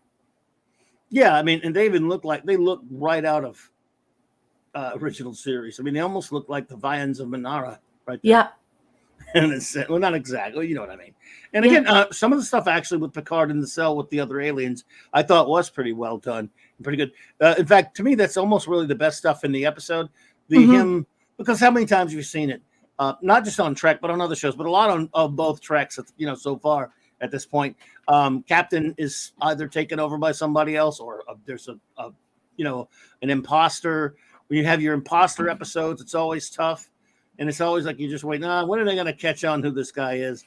And so that's always kind of maybe a little tedious sometimes for me when you have that plot strand. But the singing is probably what really did it for them. But I also like the way the crew was kind of. It took them a while to catch on because this Picard, this fake, did have all of his memories and everything, which is a bit of a stretch of credulity perhaps for the episode. Yeah. But I think the best stuff to me is actually in the cell with Picard figuring out, basically what's going on and how they're being played within a lab experiment. Yeah. And then he gives these guys a little bit of the taste of their own medicine. So all in all, it's again, we've really been cruel to the show when it's deserved it over the past couple of years. When they do something that's just so stupid and outrageous, you're going, that doesn't even fit into a science fiction show. This fits into a science fiction type of a Trek type of a plot for me that is, again, a relatively entertaining episode for me. Well, what can I say to that other than outstanding comments as usual, Captain? That's exactly how I feel about this episode. And, I actually don't mind this idea of there's a replacement. And maybe that's because I'm Gen X, but I find that kind of thing appealing. And a lot of people in the chat are talking about how, that's a that's familiar ground to those of us who are that age. I think somebody in the chat said something like, this is the Outer Limits light. Yes. And of course, they spelt light, L-I-T-E. So I totally agree. And I think that's why its shortcomings are so forgivable, because it is that comfortable, cool place that you would go with the original series, with the Twilight Zone, with the Outer Limits. And so I just absolutely love your comments, Clobby. And it's exactly how I feel. Look who's here. Whom? Oh, Katie! Katie, hello, sweetheart. Oh my goodness, we are so happy to see you. She says, "We'll find you." Oops. Hi, friends. So sorry I've missed the last few weeks. Been quite busy with college and studies. Glad to be here. Trek on it. Hey, we understand that totally. We are just happy to see you, my dear, and we hope you are doing well with all those studies. We missed you, and we're just glad to hear from you. And I want you to definitely focus on university before the internet. So you nose to the grindstone. I know that you, I believe you made the dean's list last we spoke. So nice. I'm very proud of you, and I want you to keep working away. And don't you worry about us. We'll be here when you get a little bit of time, and we'll hang out for Voyager. And when you can stop in, you can stop in. But the rest of the time, honey, I want you hitting those books. I want you writing hard. I want you studying hard, and I'm incredibly proud of you. So you focus on that, and we'll be here when you're ready, honey. But please pop in and say hello to us, even if you are busy. Sometimes if you just want to let us know you're doing okay. Because we're glad to see you. Yeah, and you can lurk. You don't have to participate in the chat, Katie. Everybody knows that. Notes? Oh, yes, my notes. Sure. I put budget balancing episode. Many people call this a ripoff of the Twilight Zone episode, 5 characters in search of an exit. Yeah. Miserians are the original Sydney Opera House heads. That's just me making a cosplay joke. So the Sydney Opera House heads, of course, we know they're coming in the form of Bajorans, but the Miserians, obviously, this is a repeat. For Westmore's style of dress up for his costume creations. I put in my notes, the cringe is so strong in this episode. The terrible wave, ordering the ale, the singing, it's all hysterical. It's all hysterical. You're just cringing. Yes. You just curl your toes up. It's so much cringe. And then I put, it is a cheesy ending. The speech by Picard on body language was a little much for me. And then I gave it my score. And that is? A B+. Excellent. I give this episode a B. Yay! Yeah, I mean, again, it's just certainly solid, if close to solid, in the sense that it's and the song thing was cringy. But it did give us that kind of funny line that Riker has at the end when he goes, "I don't think you're that good a singer." And then Les Picard like, "Huh?" So, yeah. But it's so great, especially the sexual cringe when he realizes that some type of impropriety could have occurred through this body double, and now he'll be held responsible for having had sexual intercourse with Beverly. And so that side eye that he gives, and he's totally squirming. We're squirming. I mean, it's an excellent script and acted beautifully, and you get all those wiggly, cringy, yucky feelings that the crew is feeling, or supposedly feeling in this fiction, and so it's delightful. It's totally delightful. Yeah, absolutely. At least stay at that level, and you're not doing too badly. We have an early review. I hope everyone else can start with your reviews now. I have one kind of pop in early, so I had to stop my chat, but I'll get to it. Fire John, at will. Yes, indeed. John, B+. I enjoyed the parts on the ship. I thought the one captive was a Nausicaan. I always thought of him as he was just like a Nausicaan myself. I don't know why. Yeah. It does look like a Nausicaan. It's a lot like one. Absolutely. Love the humor at the end regarding the singing Picard incident. Yeah, maybe the alien didn't know that would give it away. Which again, the alien had his memories and all that stuff, but didn't know how to really. That's all. It had the memories. It didn't really know how to what would set the crew off or not. I guess that was kind of clever in the sense of like it thought because Picard does like to sing, he just doesn't want to do it in front of his crew, and the stupid alien didn't know that. Yeah, that's an incredibly good point, and that's exactly how I perceived it as well, as though the alien betrayed his inner feelings, as though he were scanned. They had this impression of him, and, and they went with it, not realizing that he is so repressed that if you put coal up his bottom, he could poop diamonds. Right. He's very repressed. And so you make that leap yourself. And so I love these comments, Clubby. And the alien just didn't know it. Yes, exactly. How could the alien know it? It had the memories, but it didn't really have the essence of that's how Picard conducts himself in front of his crew, and that's what gave him away, I think. So yes, that's beautifully said. He had the memories, but he didn't have the essence of yes, that's just beautiful, Clubby. I love it. Plus, he said, "You know what? I'm not going to be here long. I get to be with the redhead. I'm going to take a shot." Yeah. Who wouldn't? Cue Picard sitting on the end of the bed, putting his boots on like Kurt. No. I'm glad they didn't do that. I'm glad they didn't do that. Oh my God. Katie says, I know it's late, but The Offspring is a TNG favorite of mine. I give it an A, very meaningful and poignant from day. I'm glad to get your review of that. That was last week, and it's a wonderful episode, and I'm glad you loved that one there. Katie, thank you for that. Let's see if we can get some of the reviews here. Mega Cropper says B. Nice. Let's see. I think we got our first one here with Raymond. Says B.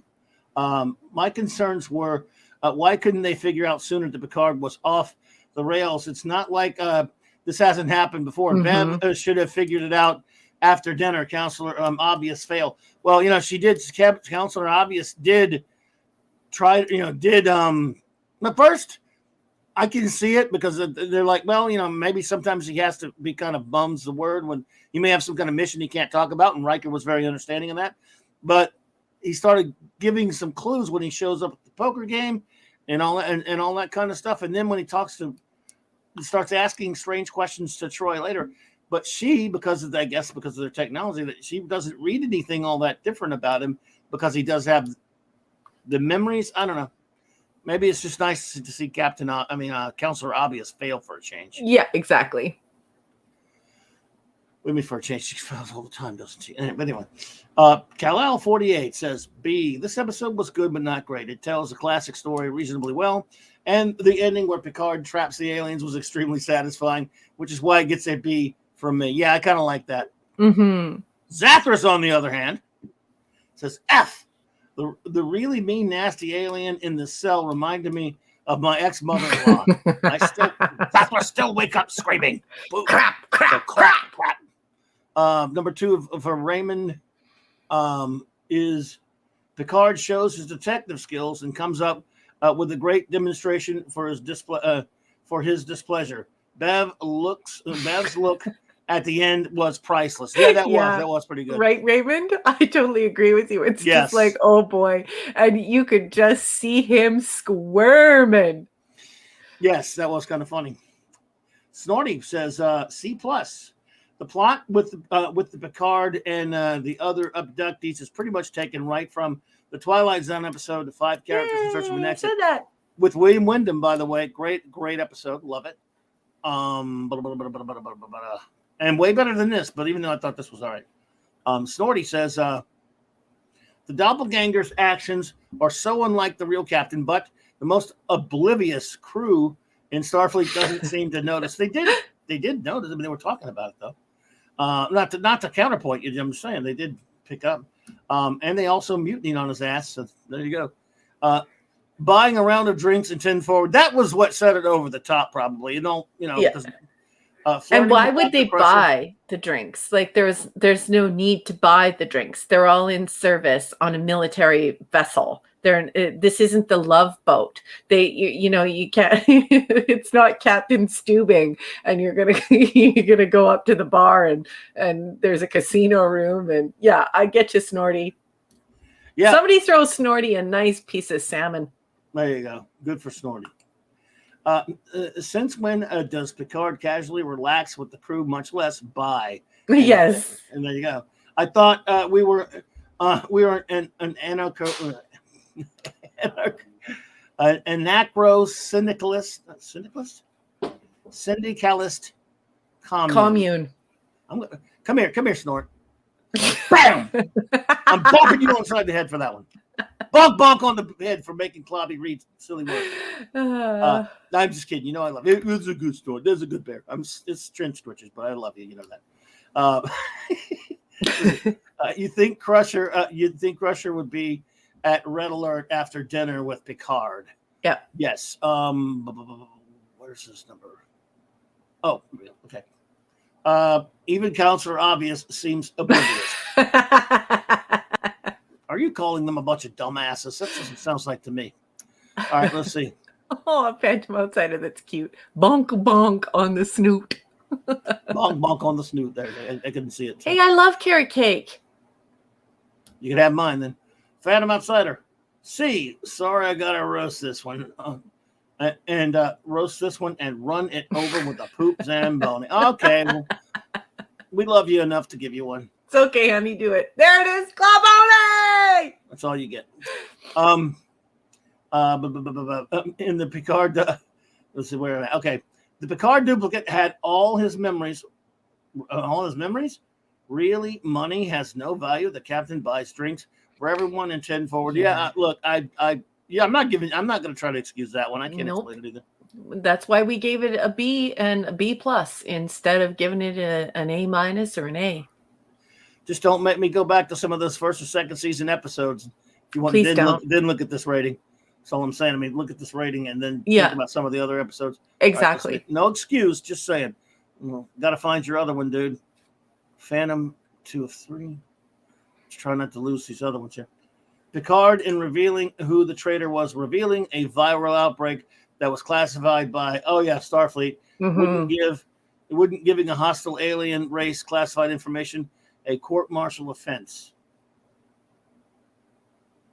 Oh, when he mentioned that plague thing, well, again, I think he was trying to escape, dude. I mean, I don't know what to tell you about that. I'm not saying you're wrong. Oh man, I hope this doesn't slip on me. Always afraid when I'm backtracking that far, or when I'm going forward trying to find. Okay. Finally, without Picard's normal reserve, how did the copy not beat the crap out of Wesley? That's a good point. Also, he should have append aliens of the concept of zoo and prison. Okay. With you.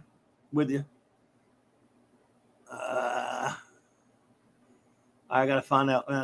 Wow, I don't know where I am now. Okay, I went too far back. All right, give me a second, everybody. I'm trying to get to where I was supposed to be. Katie Carr says, I don't really remember this episode, so I'm going to give it a solid pumpkin. Oh, well, that's a very Halloween thing to do there. Okay, here we go. All right, are you ready? Number 1, you are up. Ooh, enigmatic drop bear. Drop bear. There we go. Okay, 1 of 5. So this is an Esh pick. And yeah, we have gone past the 4-parter. He's going to go ahead and give this whole thing a B minus. He says this a semi-inversion of Who Watches the Watchers is a no-frills archetypal Star Trek episode that reels off a number of classic Star Trek tropes.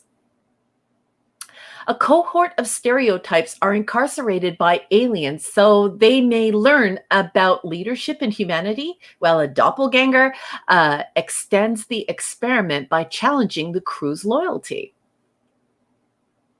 It seems the aliens didn't sufficiently observe Picard. Otherwise, his doppelganger may not have acted out Picard's private proclivities, probably making their experiment more successful. Yeah, as a matter of fact, that shows the flaw in the aliens, who were very flawed because they didn't understand. Yeah. They figured if they just swipe your memories, that's all they need, and it backfired on them. Yeah. It's ironic that Picard unpicked the identity of the alien using a plot hole. There's no way Mintena Haro could have known about the plague that Starfleet had classified as secret. Forgetting about the abnormal energy reading in Picard's quarters was also a convenient bit of plotting. Yes. I totally agree. Enigmatic Drop Bear. Yes. Drop the mic, honey. You are great reviews tonight. Absolutely. As always. Way to go, ED. C+ for J.T. Kirk. This episode reminds me of the movie Saw. Wow, it's Halloween. So, I think a laser hacksaw would have made this episode more interesting. Also, take Wesley and have him not survive the room would make this an A+. Well, yeah, easy. So cruel, so funny. You're so mean. Hungry Boy says, doppelganger cliche, one clawbony.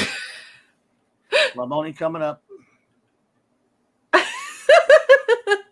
There you go. Let's see. One clawbony penalty. Joycelyn going for it. A bonus clawbony.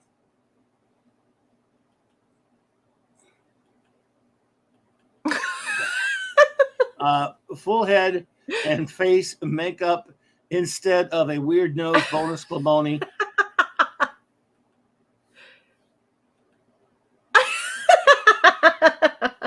This is great. Outer limits feel so 3 out of 5 clawbonies. Nice one, Hungry Boy. So funny. Thank you to the great Hungry Boy for that. Oh, don't jump on me, Chad. All right, there we go. All righty then. Sandra Feliciano says B. Why wasn't Beverly suspicious that Picard's physical readings were exactly the same? That never happened. That never happens. Picard figured out it was an experiment too fast. Okay. Wow. There you go. Eric K. B+. Harkens back to good old sci-fi. ESOC or ESOC. They say it both ways in the episode. ESOC or ESOC is fine. Okay. ESOC. I never could the spelling. Okay, what's the spelling? Should have ate someone. Should have eaten someone. Yes. Okay. Would have been a nice touch. An advanced civilization without leadership. I do not know about that, but I liked the episode. Hey, love you, Eric. Let's see. I agree. ESOC eating someone would have been terrific. Imagine if they would have just fed him Wesley. ESOC. Yes. I kept forgetting that that's what the non-Nausicaan looked like. It was his name. I forgot ESOC's name. That's why I was puzzled. But yes, he looked. I always thought it was a Nausicaan until they said it later in the episode. Rating B for Wolfie. LS. Ales. Ales. Yeah, ales like beer. Ales for everyone. Okay, let me move my face next to this thing now so I can see it. Okay, ales for everyone. How about a song? We used to sing at the academy like a dumbass in front of my entire crew. Is this the first time we see a Bolian? No, I think that was conspiracy. Yeah, we see a Bolian twice before, but this is the first female. Okay. I love the wink nod turn on the tanning light force field ending. Yes. Is this the Nausicaan 1.0 makeup? Yeah, basically. Yeah. Don't worry about that, John. JPR PH, it happens. No problem, man. Hungry Boy just said ESOC had no braces. Stuart, are you seeing this? Look at what Hungry Boy put in the chat. Well, Dolly did. I always thought Picard and Beverly would be a nice couple, although I'm not for captain crewman relationships. Insubordination. Once Picard retired, settling down with Beverly might have been nice. And it happened, didn't it? So. Mm-hmm. It did. All right, let's see. Oh my goodness, we have some new people joining us. Brandon, the anime guy. I've never had the pleasure of meeting you, sir. Welcome. Oh, okay. And hello, Brandon. There was someone else. Snail Messiah walked through the door a little while ago, and Shinotsky? I'm not sure how to say your name, but welcome. Hey, Snail, and I'm not sure how to say. I can't see it, so I don't know how to spell it, or I would write it down. But hello there, and thank you for being here. Trying to find if we have any more reviews. Yes, we do. Just Joe says, B, Pat Stu got to overact in a good way. I liked how the crew talked about how and when to relieve Picard of command. First problem, the Starfleet cadet had info that gave herself away to Picard too easy. Gotcha. Well, I got you there. Welcome, Sherry. Thanks, it's nice to see you. Thank you so much for stopping in. Sherry. Sherry's here, boss man. Always love to see you, Sherry. Thank you for being here. All right, let's see. Now we got another review up here somewhere. Oh, there we go. I was waiting there. There we go. Mark D with a C says, B, a solid episode which reminded me of Hitchcock's The Rope and Lifeboat. And the monsters are Jew on Maple Street with some sprinkles of the empath thrown in. Yeah, well, I can see that. Picard, as portrayed by Stewart, makes this episode work with his take charge attitude. I like how he was able to deduce the nature of the captors. Plus, what's not to love about the awkward moments with the crew? And will we ever know who is better in bed, Picard or clone Pihard? I don't think we will. I sure hope we don't. Let's see here. Let me see. Blah, blah, blah. I think we've got all of our reviews, everyone, so let me get moving. Shinosky, I don't think we've had the pleasure, but I want to thank you for, if I said that right, Shinotsky, I think it is, that we've had the pleasure. But it is great to see you here. Thank you so much. The pirates escaped the fire caves and found their way to Alex Klutzman.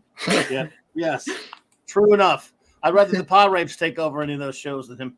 All right, let's see here. Oh, thank you, Brandon, the anime guy. What? Oh, he sent a super chat. Okay, I haven't got to that yet. Let me see. Let's see. Don't you worry. Let's see. Oh, here I think we got Dee Dee Myers. Hey, Dee. Bobby thought it was a good episode. Let's see. Love Picard in the Cell. It was enjoyed the episode very much. This is what the comment I gave earlier, in case you missed it. Actors and actresses, great. I'm sorry, I may have missed it, Catman. I apologize if I did, though. Well, chat's jumping on me, everyone. Sorry. Where are you at? Sorry about that, everyone. We're gonna got most of our reviews here. Just got to get this chat straightened out, and we'll be ready to roll to the next episode in just a second.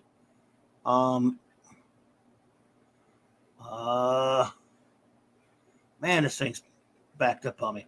Okay, Brandon, the anime guy, for $5. Thank you so much. Appreciate that so much.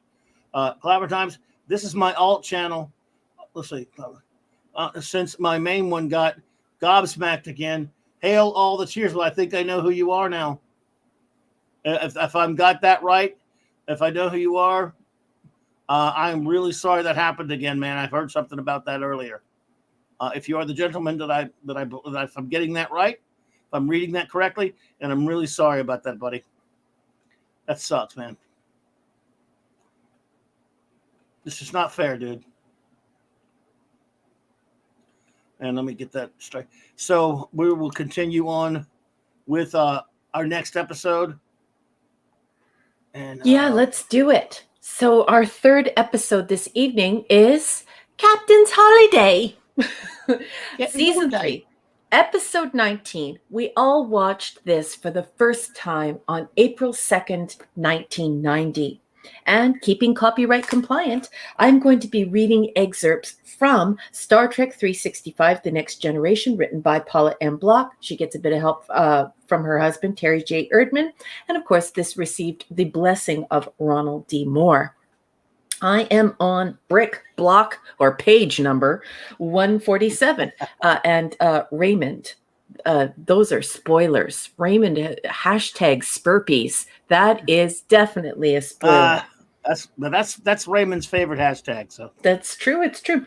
While reluctantly vacationing on the pleasure planet Risa, Picard finds romance and adventure with Vosh, an attractive female archaeologist who will do just about anything to beat a Ferengi and several time-traveling Vorgons in a hunt for the Tox Utot, a dangerous superweapon from the 27th century.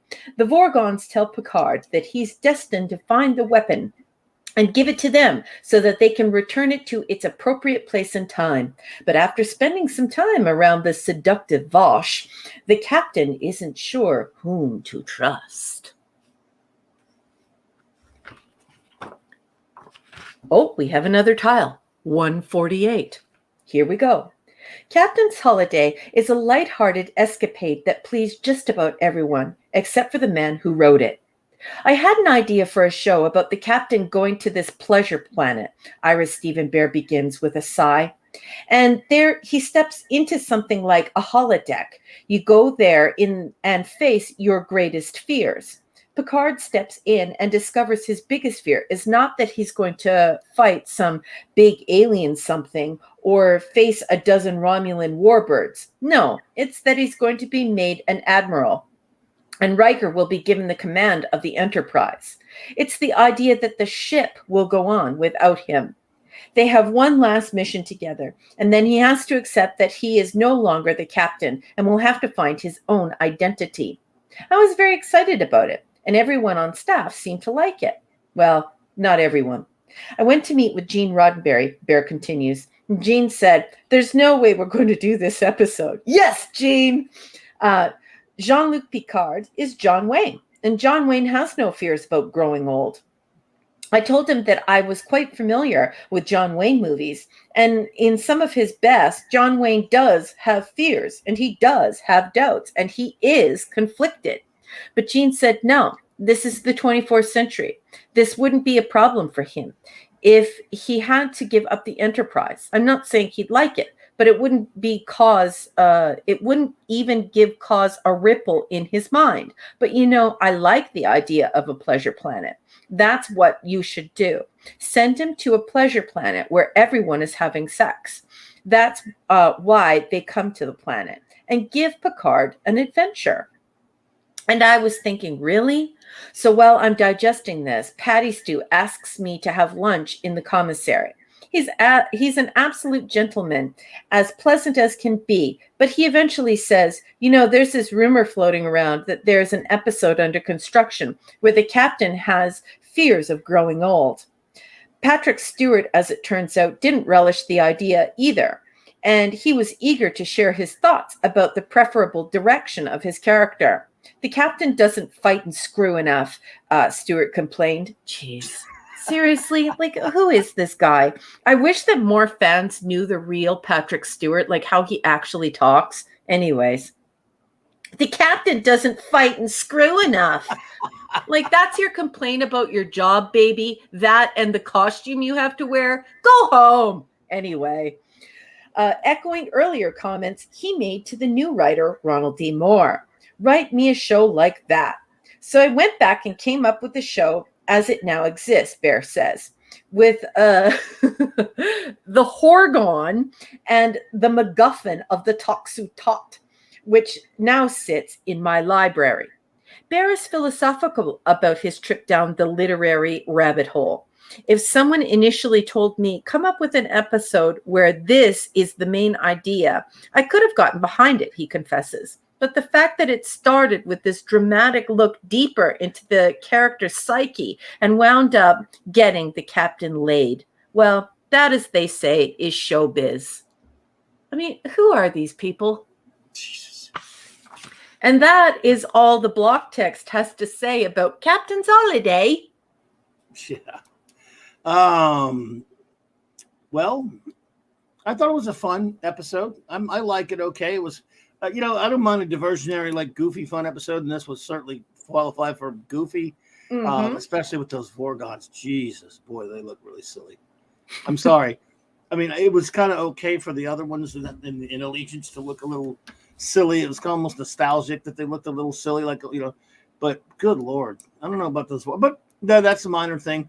I don't know the kid. I don't know who played the Ferengi, but he sure was annoying. And he was supposed to be.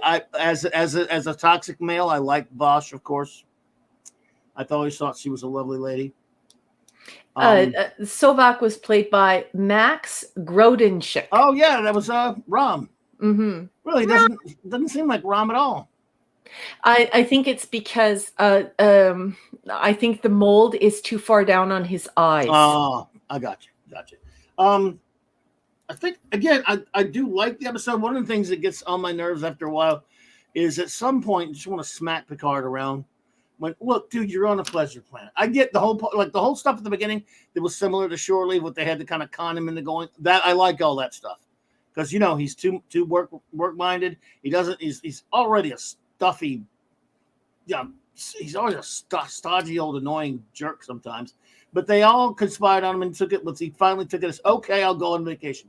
He goes, and he said, he's not a nice guy. I mean, all these women are being nice to him. And these hot women, dude, hot women are all over. You've got I know I like the joke Riker played with him with the Oregon. But all these women are coming up to you, and all you want to do is read a book, you big pansy. It's just, ugh. So, again, I'm being a guy about it. All that stuff annoyed me.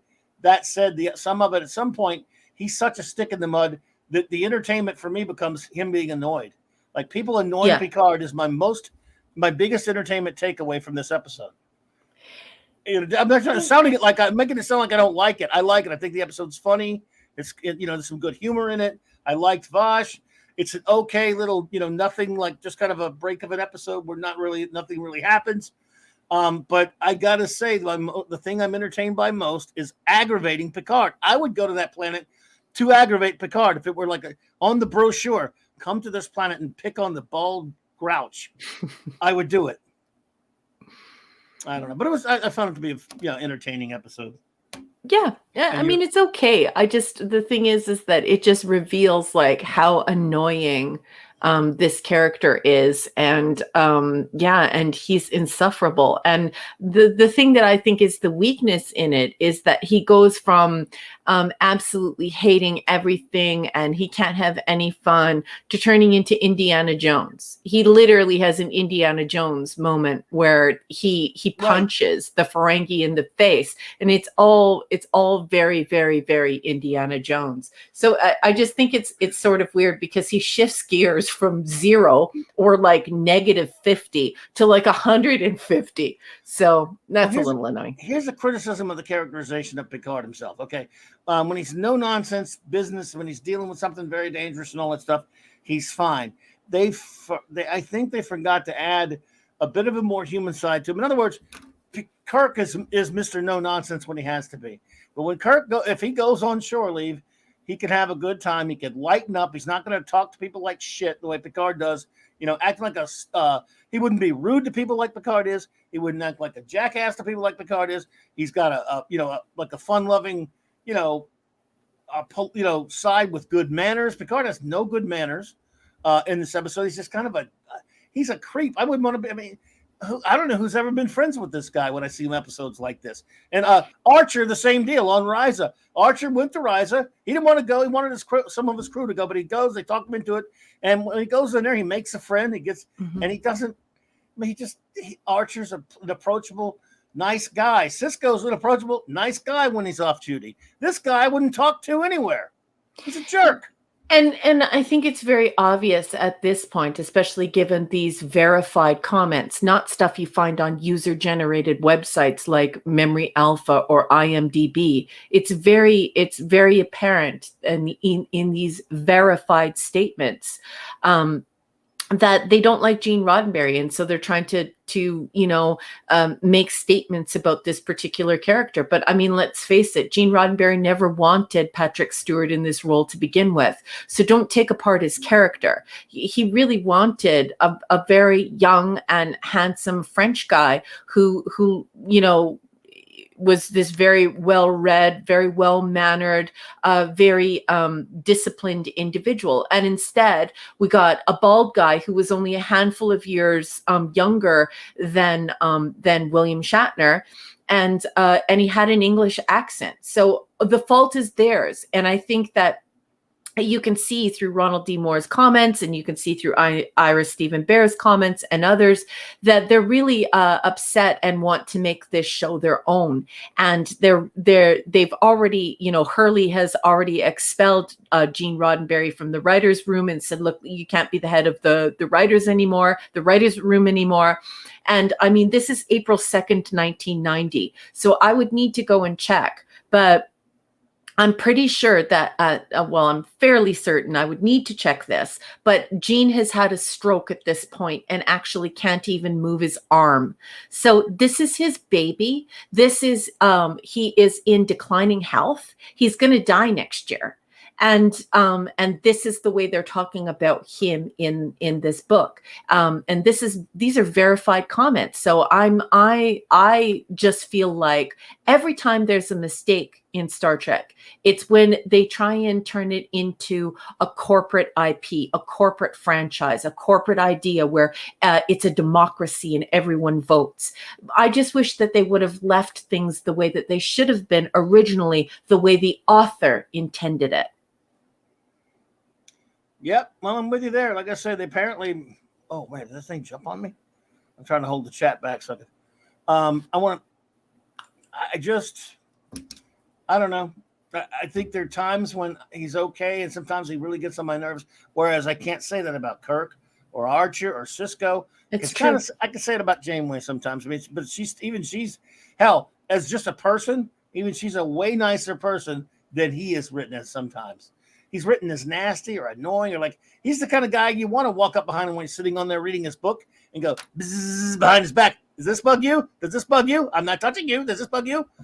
Jesus God, you want? He's just I don't know. You got to be kind of likable too, especially if you're going to be a captain. And sometimes they write him like that. Other times they write him like this. Dude, you're on a pleasure planet. Will you lighten the living crap up? Jesus, man. And he hates the character. I mean, how many times is he going to be quoted saying that he wants to F and F more with the character? And I'm sorry, but Captain Picard needs to be more than effing and effing. Well, there you go. Thank you, JT Kirk, for the $5 super chat. I appreciate that, buddy. This episode is the genesis of Star Trek Picard, an aging man having an identity crisis for the love of Kahless. He should have listened to Gene. Yeah. Yes, indeed. Yeah. And I think that the comments that accompany the production notes with these particular episodes are very telling. And like I said, I would need to go and look through my books because I trust my books publish things that have been vetted through a process, through a publishing house. But I'm pretty sure that Gene has had his stroke at this point and can't move his arm. So, this is his baby. He's going to die next year. I can't believe they're talking this way about him and just making it seem like there's this huge struggle in redefining Star Trek as Gene's light begins to fade. And it's upsetting. I don't find it satisfying. And I don't like the fact that Patrick Stewart has a completely different idea of this character and wants to invent an entirely different character. And every single time Picard acts like a total jerk off, it's when the writers who don't want Gene involved, and when Patrick Stewart himself says, no, I'm going to pull on the reins. I'm going to make him this. And so it sort of feels like this character is schizophrenic. Sometimes he's noble and wonderful and has amazing manners. And other times he's just this insufferable jerk off who would rather be effing and effing. Yep.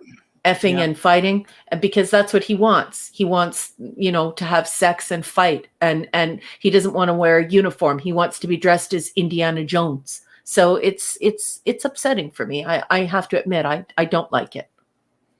No, I hear you. Notes?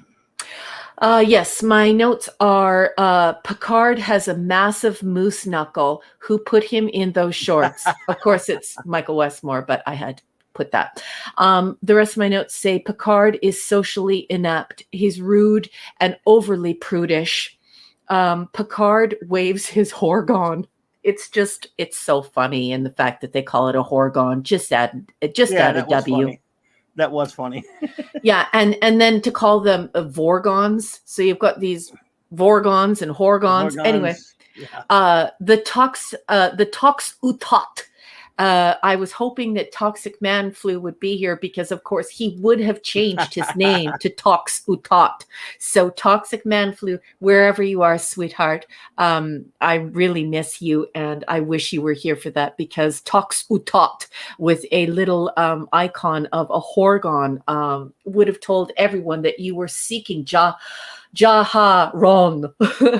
And then, of course, the last comment that I have here is we go from prudish, rude, socially inept Picard to Indiana Jones Picard as he punches the Ferengi in the face. And so that's the end of my notes. So your rating for Captain's Holiday? My rating is a B-. Well, there you go. I got a B, and just again because I'm giving them credit for the episode being kind of funny, and I really like Vosh. I mean, I think she's a pretty good character, even though I don't know. I give it a B because I guess because Picard being annoyed kind of amuses me. I don't know. Maybe that's a dumb reason, but so chat now, please, if you will, give any your rating. Fire at will. Yes, fire at will and fire at Jean-Luc, and tell us what you got with your rating and any comments you might have for Captain's Holiday. Mm-hmm. Yes, I don't want to have a good time. I'd rather not. I'd rather be sticking forks in my legs and things like that, and spikes in my ass. All right, yeah. Mr. Tickletrunk says C+. Picard should be written as a good man who is a bit stuffy. Boy, is he stuffy. Not a rude sourpuss, though he did relax. Mm-hmm. Wait, took him a while. I liked Vosh, but a little known fact is that Horgon was Riker's name in college. Mr. Tickletrunk, that is okay. You just won the internet today. You won the chat today. We should just leave that up all night. Somebody needs to turn that comment into a meme. Hey, Rod Thunderheart, buddy. Oh, good evening, Rod. Hello, Alberta. What is up, my friend? It is good to see you. We always love seeing you here, man. So thank you for popping in, and we appreciate it. Okay, let's see what we got going on here. Snorty. Nope, there's Snorty. No, above that, enigmatic drop bear. Are you sure that's a review? Yeah. D. Spurpies, a practical joke courtesy of the Decker unit. Must have been a slow day in the valley. No Eshpick? Okay. No, I think that's it. I didn't think that was a review, so I just saw the D. Oh, yeah. Okay. Well, that's cool. You don't have to do an Eshpick every time, ED. It's cool. Bosch also saw the D, incidentally, enigmatic drop bear. Sorry. I don't know. Or did she? I don't know. I'm not so sure. C for Snortopoopas. I mean, C-, sorry. Patty Sue gets his other wish and has Snoo on shore leave. At least Riza is interesting, and Vash does have some appeal. Mm-hmm. Of course, there is the Tox Utot MacGuffin yawn. Mm-hmm. Hang on, Snorty. I've got more Snorty right here. The Vorgons are just one letter away from writing bad poetry. Yes, they like the Vogons. I knew it. I would, like everyone else, I went right to the Vogons when I heard Vorgons. Mm-hmm. And of course, Vogon poetry is, of course, the third worst in the entire universe. Writing bad poetry. It might have been better if they had and Picard had managed to prevent them from building a hyperspace bypass through Earth. Yes, I love Hitchhikers just as much as you do, buddy.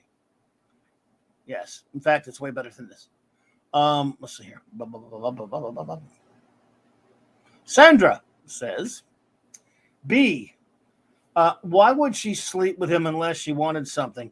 It's very convenient. He had clothes to hike in just lying around. Why did Vosh leave the prize in a statue anyone could walk away with? That is a good question. And above that is Mega Cropper. It says, A, fun episode. More Ferengi development and introduces Vast. I think you mean Vosh. I'm sorry I missed that one. Mega Cropper, sometimes the small ones throw me off there. Thank you so much, Mega Cropper. Let's see here. Catman says, Clobby, this was an entertaining episode. Loved it greatly. I give it a B. Not my favorite, but every well done episode. But every well done episode. Thought the story was a little weak. Love the adventure Picard was on. Thank you so much. Phantom Outsider. One question mark. Ooh, that's ominous. B, the reuse of the non-captain of the con captain. Reuse of the con captain to take shore leave. Risa has been a thing before the existence of the Federation and visited by Starfleet for decades. So never at the Academy did they ever issue. Sorry, let me get to it now. May have to take me a bit to find your next one there. Phantom. Oh, there's another one. Okay. Just trying to lose the chat here. Talk to cadets what to do and not to do on Risa. Only you can prevent Spurpies. The better vision was Captain's Holiday. After Hours, starring James T. Kirk, a whole different adventure.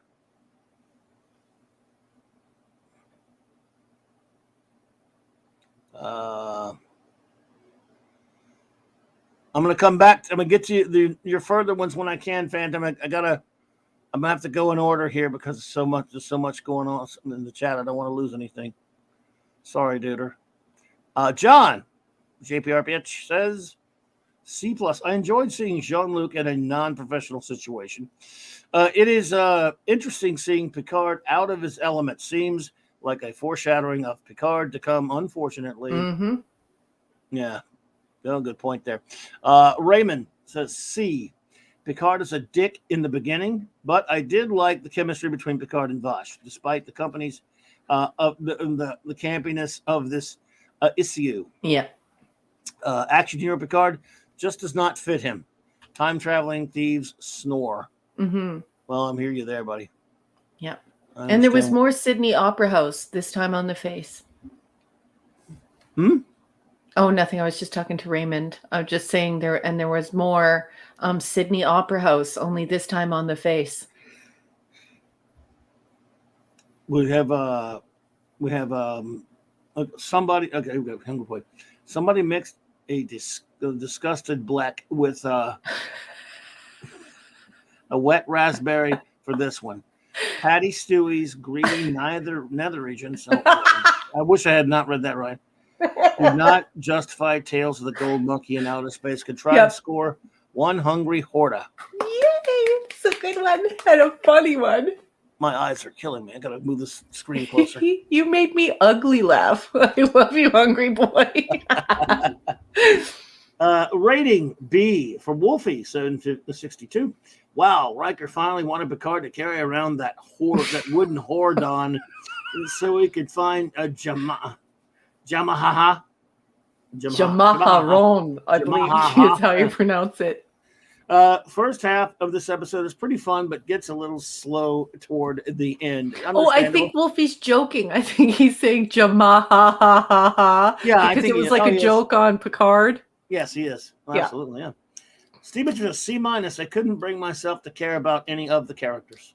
Okay. I cannot blame you there. New picture of Maddie. Oh my goodness, she's beautiful. Oh, the Maddie. Gorgeous little girl. Michael Beacom says a B-. Concepts that I liked, but execution not so much. Yet Got the impression the writer really wanted to do Spock on the Pleasure Planet for amusement factor. Let me find your next one here for a second here, Mike. I'll get to that as soon as I can find it, Michael. Mark D with the C. That's quite the comment at 11 minutes past the hour. Do not show it on the screen. Oh, I can't get to it anyway. Yeah, it'll take me a second. Rod Thunder said, I liked it. I'd say C- when I see it now a B+. Thank you, buddy. Okay, honey. Thank you, but it's good to see you here, man. Phantom Outsider is number 2. Oh, we got that one already. JT Kirk. B+ for Vosh. Vosh. And the Vorgons. That's for the okay. The B+ is for Vosh and the Vogons. I got you. Risa doesn't get to breathe as an idea with Picard's stodgy attitude. Mm-hmm. They did much more with it later. A real captain, aka me, would have taken Vosh as my new girlfriend for the weekend and distributed some Slurpees. That's a real captain right there, brother. Mr. Tickle Trunk, thank you so much for the $2 super chat. Be right back making Horgon Riker t-shirts. You should. That was a brilliant comment. I enjoyed that thoroughly. I love it, Mr. Tickle Trunk. I love it. And all of you, if you're on Twitter, you should be hashtagging that and tagging Mr. Tickle Trunk in it. Wonderful comment. Love it. Indeedishness. Kal-El says B-. It was a fun, lighthearted, diversionary episode. Question, though, why couldn't the time-traveling aliens just go back and get the Toxicot? Yeah. The Toxicot before Picard destroyed it after the episode ended. Mm-hmm. Because reasons, as the kids say. Yeah, that's why the time travel-y thingy is so annoying to many of us. We're just like, and now everyone's just going to be talking about all the paradoxes and all the plot holes and just why don't do the timey-wimey stuff. Second one for Michael Beacom. You mean Picard goes to this planet without checking local customs? They're still trying to figure out where Ferengi fit into Trek universe, and Vosh was interesting if MacGuffin was not. Yes, absolutely. Okay, Phantom. Riker and Counselor Oblivious share a knowing moment. Notice she never informed the captain of the plot against him also. Why did he purchase a Horgon? Can't they be replicated? Which brings up 3 of 4. Hey, Mr. Grant Gregory, buddy. Hey, buddy. Always good to see you, sir. All right, man. Let's see here. Find your next one there, Phantom. Why didn't Picard say, can't you replicate the damn thing, number one? And leave me alone and stop bothering me and get off my lawn. Riker is Horgon blocked as usual.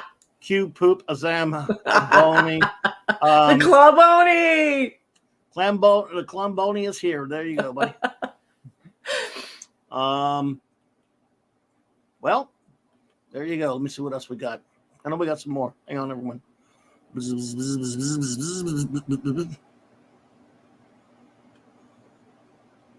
Hang on.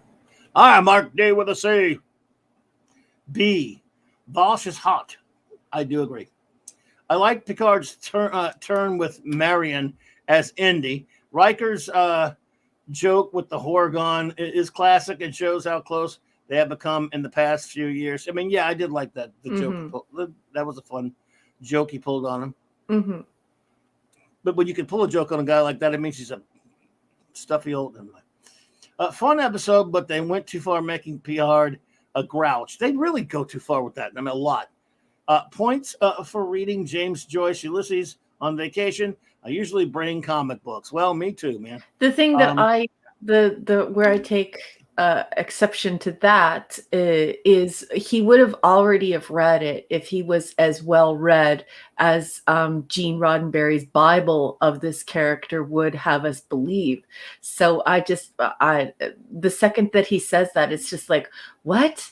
that's a first year university or grade 12 text. Why would he be middle-aged and only now reading James Joyce? It's just to me that makes me laugh out loud, like, ooh, who wrote this? And it just makes you, that bothered me, because it's like a first year university text. It's certainly not something that a middle-aged man who should have been to university and got his master's and even his doctorate would be reading at that point in his life. It's ridiculous. Admit it, Picard, you went to the Pleasure Planet to get away from Wesley. Well, there you go. I wouldn't blame you. Let's see here. I think we got all of them, if I'm not mistaken. Shout out to Rom for Katie Carr. Yes. My favorite Rom is Rom Space Knight, but that's a different Rom. Sorry. I think we got them all. Making sure everyone. Hang on a second. Yeah, there we go. Wesley sucks. Oh my goodness, ladies and gentlemen, we have it. What the following is from the Clobbering Times news desk. This is an emergency warning. Everyone, wait, it's coming through now. There we go. I'm sorry, I can't do enough. CT News alert. Wesley sucks. Repeat. Wesley sucks. More later. Thank you. Oh, yeah. And Wesley sucks. Thank you. Thank you. More film at 11, I guess. I don't know. All right. Okay. I do believe we're ready for our final episode of the evening, are we not? Oh, and that's true. Dolly did have braces. Yes, Dolly had braces. Yes. Are we ready? Yes, we are. We're on our 4th episode of the evening, folks. And of course, it is, if you are watching in watch order, not prod order, Tin Man! Season 3, episode 20. We all watched this for the very first time on April 23rd, 1990. And I will be reading excerpts from Star Trek 365, The Next Generation, written by Paula M. Block and Terry J. Erdman, and it receives the blessings of the IP. So I am on page 149, and I will read extemporaneously. Let's do it. The Enterprise risks a confrontation with hostile Romulans and destruction by an impending supernova in order to help a Federation emissary establish relations with Tin Man, a sentient life form that resembles an organic spaceship. The emissary, Tam Elbrum, is a betazoid like Troy, but he's never developed the ability to block the thoughts of other individuals. His psyche is fragile, possibly even unstable. After Picard learns that Elbrum has developed an empathic bond with Tin Man, he begins to question the Betazoid's loyalties. When the Romulans attack, will he put the life of the strange alien being above that of the Enterprise crew? Well, she's not exactly accurate there, because Tam has actually he's had his abilities, his psychic abilities, ever since childhood, and that's why he is unstable, not because he's just inherently unstable. Block should have made that distinction. In 1977, Denise Bailey and David Bischoff were nominated for a Nebula Award for a short story, yay, called Tin Woodman, which appeared in an issue of Amazing Stories magazine. Yay! Although they lost to Harlan Ellison's story, Jeff D is 5, they expanded Woodman into a novel, which was published by Doubleday in 1979. And 10 years later, they successfully sold a spec script based on Woodman to the producers of TNG. The original story concerned a young boy with psychic abilities who is sent into space by the government, which considers him a dangerous misfit. The crew of the spaceship on which he's traveling is charged with finding a sentient starship and bringing it back to Earth. However, the boy, via his abilities, winds up making contact with an alien vessel first and takes matters into his own hands. The titles Tin Woodman and Tin Man are, of course, derived, from the beloved character in L. Frank Baum's classic children's novel, The Wonderful Wizard of Oz. Like the Woodman, the alien code name Tin Man desperately longs to have his heart restored. Restored? You mean given? The Next Generation stories rarely focused on outside characters, but every now and then an episode like this would win over the producers. Various Enterprise crew members alternately view Tam Elbrum with suspicion, compassion, or in Data's case, simple curiosity. The regulars, particularly Data, spend as much time on camera with Elbrum, but ultimately it's Tam's story. Bailey and Bischoff would make one additional contribution to TNG. They wrote one of several drafts used to create the fourth season episode First Contact, which also focused on non-regulars. Oh, and we have an extra tile. And it looks as though it's some type of tribute to someone who has died. I am now reading from page 150, and the title is Ode to a Carpenter. Herman Zimmerman on the Enterprise Bridge railing. There was one prop maker, a fellow named Jim Woods. Oh, wow, how apropos, who personally built that railing. And I'm afraid he was so passionate about doing it that in a sense, he gave his life for it. He was in a motorcycle accident a couple of days before he was to finish it, and he didn't want anybody else to touch it. So he came in against his doctor's orders, oh my goodness, and finished it. About a week later, he had an aneurysm in his brain and died. I don't know whether or not he would have lived if he hadn't have finished it. But for the first couple of seasons, we had a little dedication plaque under the part of the railing that you couldn't see that mentioned Jim. And this is what it said. Jim was a consummate mechanic, and he made the railing in a way that probably nobody else could have figured out. It was a compound eclipse, which is a very difficult thing to fabricate. First, he drew an ellipse on the floor. Then he built a wall to that ellipse. He then drew another ellipse on the now elliptical vertical wall. And to those lines, he built another wall that became the support for the railing all the way around. Onto that, he lightly tacked the first layer of 8-inch bender board, which is flexible wood.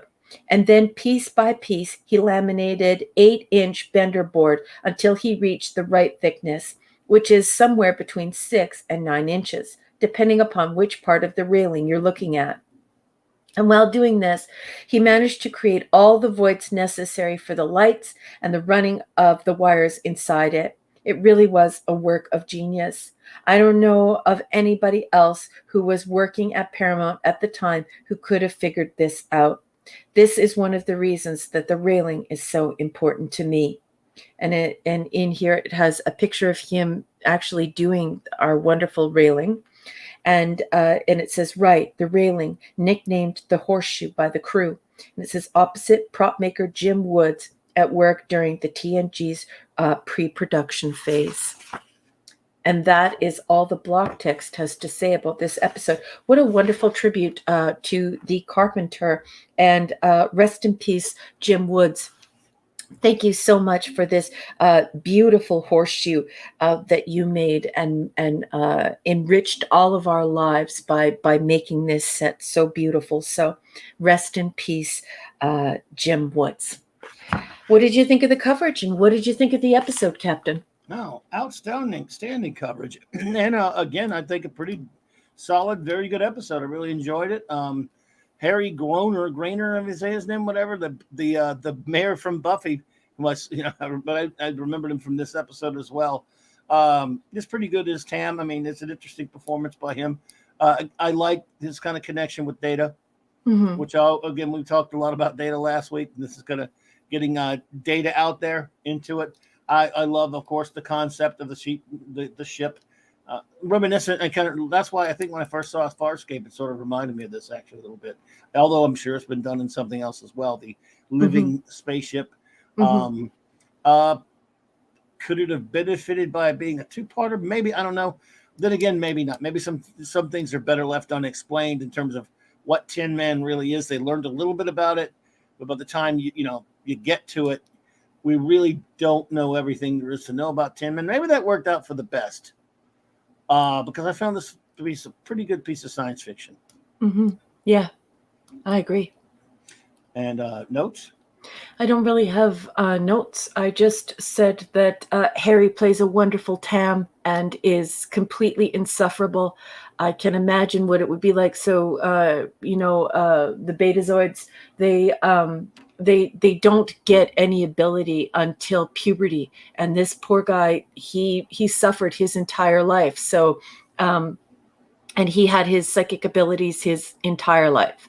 So that must have been terrible for him. And so, yeah, I think Harry played a wonderful Tam. He did a great job at making this insufferable person who was always on edge because he knew what you were going to say. I absolutely love Gomtu. I think Gomtu is just gorgeous. And of course, I love it. I loved this back in April 1990. It was fascinating to me, and certainly because I hadn't watched Farscape at this point. Well, I don't even believe Farscape was out at this point. But I just absolutely, every time I see Gomtu, I just think to myself how wonderful it is, and how much I love Farscape. So I love this episode. I think it's great. I mean, it's not perfect. It has its flaws, but Clobby, you are my Star Trek soulmate, and you often say and do things that I think and I feel.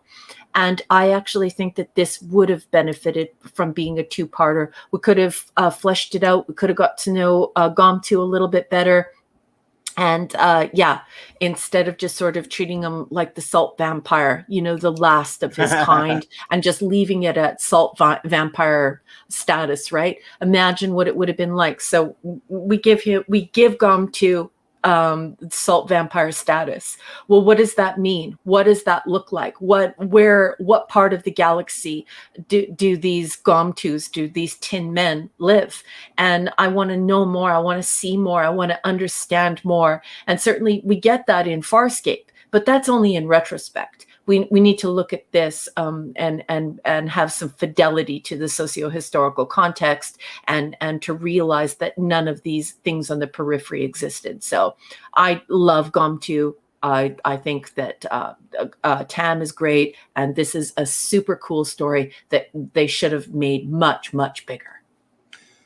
Yes, yeah, but it still as the episode, it still works very well as a very Star Trek piece of science fiction. Yes, and the you touched on something that was important that I didn't even mention: the exploration of Tam Albarn and what it would be like to be someone in his position. That the whole world is always loud to him and hurting his head because of those abilities and stuff. He's a fascinating character, very well played by I think Harry Grainer, I believe it was again. Yeah. And just thoroughly a lovely episode. Really good stuff. Yeah, agreed. Yeah. So your rating for Tin Man? Just because I think it felt rushed, and I don't like to feel rushed, especially when I love this character, this Gomtu character, and I want to know more about his race. I didn't want it to be a salt vampire type thing. I didn't want it to be the last of the buffalo. So I'm just... I'm a little disappointed in that, but I still think it's a beautiful episode. I'm going to give it a B+.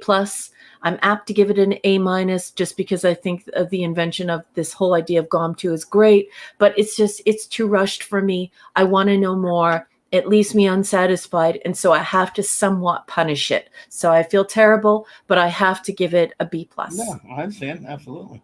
Punk Waddle. Hey there, Monkey Jeebus. Look at you. Hey! Good to see you both. Thank you for popping in there. Always a pleasure to see you pop in. I do understand where you're coming from, and I'm not, like I said, I'm not saying that I think it would have been good. A two-parter would have been fine, but there have been plenty of episodes that I think are fulfilling where we don't get all the info we would like to have. And I'll still name this one among them. I'll give it an A for being a nice, really well done piece of science fiction and a very nice piece of Star Trek. It is very Trek, and there is very few compliments higher than saying something is very Star Trek. It is, and this is So. Yeah, and it's just absolutely beautiful. But yeah, I wanted so much more from it and for it. I didn't I always felt unsatisfied. And perhaps, perhaps that's my failing. Perhaps this episode deserves an A+ because that's what it was trying to do. It was trying to evoke that or provoke that feeling in me of we're never going to know Gomtu because he is the salt vampire. He's the last of the buffalo. And so, maybe the failing is mine, but I have to give it a B+ because I want more, even though that may reveal that that's a flaw in me, because that might have been the authorial device. That might have been the mechanization in which this story works. That it's the cog and widget of the story that we're left wanting more of Gomtu, and we'll never know him. So I would not say that it is not A-worthy. No, not at all. I hear you. No, you're good. Ratings are ratings. I mean, that's a high rating. So, okay, now everyone. Oh, we got an early review, so I'm going to stop there. Please, everyone. Now hold your fire. Too late now. But now you can fire away and give me your rating and any comments or words you may have about Tin Man, and starting with the Catman, aka Dee Dee Meyer. Someone always jumps the gun on me here at least a couple times a night, but that's okay. They're trying to keep you on your toes. I guess. Man, believe me, this chat that is not good. But Dee Dee, I appreciate you being here. Clobby, good episode. I give it a B. Thought it was a rushed episode, but there you go. Someone else agrees with you. Loved the story. Actors were all right, and would have been better if they'd slowed the episode down. The actors worked hard and done excellent. Excellent. Okay. That's a beautiful review, Dee Dee Myers. I totally agree. Let's see here. And let's see here. Snort says B+. This was a decent but incomplete episode. See, a lot of people agree with you. You weren't jumping the gun at all. The Romulans are reduced to playing brutal thugs. Well, they are brutal thugs. It's a lot of thugs, to be honest. The interaction between Data and Tam Albrin is a highlight in the episode, raising it above a B. And he's got more. Hang on a sec. Snort says, sadly, Tam comes off as annoying, but not as much as Commander Beard.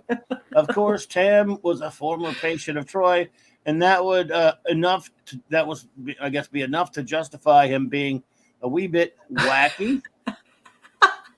Yeah, chin scritchies.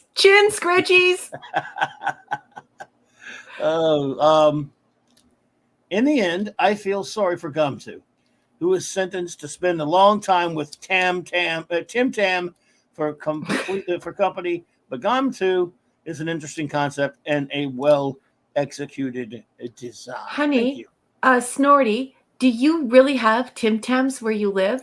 Because whenever I hear Tam, I always think Tim Tam. And which is your favorite Tim Tam? I absolutely love those ones that are like coffee, that have like the mocha flavor in them, that are coated in the dark chocolate. I think they're called dark Tim Tams. They're delicious. If you have a dark Tim Tam with a coffee, divine. And I love that you're on my brainwave. Love you, Snorty. A- for John. JPR PH1 says, the Tim Albrin character annoyed me a little at first, but I overall loved the episode. I enjoyed the scenes on Tin Man and ultimately liked Tam in the end. Yeah. He was definitely sympathetic because we knew why he would, unlike Picard, who has no good reason to be a jerk off. Look at Tam Albrin. Look what he goes through all the time. So yeah, like it would be nuts, right? Because if you're Betazoid, when you're finished puberty, you suddenly get this ability and you're ready for it. You've been trained for how to control it. He's born out of the womb and it's just constant. So by the end, you realize, wow, that is a totally messed up way to exist. Absolutely. Well, we've got our buddy ED, Enigmatic Drop Bear. Go for it. One of three. Enigmatic Drop Bear. The illustrious enigmatic drop bear says, I'm giving this one an A. Similar in some ways to The Survivors, but better showcases the wonders of the galaxy, the relative insignificance of humankind, and what it means to be human. Further, it explores existentialism through the travails of Tam, Gomtu, and Data, leading them each to resolving their niche in the cosmos. It examines some of the challenges that betazoids must face. It's unfortunate that TNG didn't further exploit the betazoid condition. Yeah, especially the childhood condition. An area with plenty of opportunity for interesting stories. You know, enigmatic drop bear, could you imagine? Troy actually said that this is quite common. So you would think that some of these babies could be put in like one of those insulated quiet rooms or whatever. Didn't she say it was rare?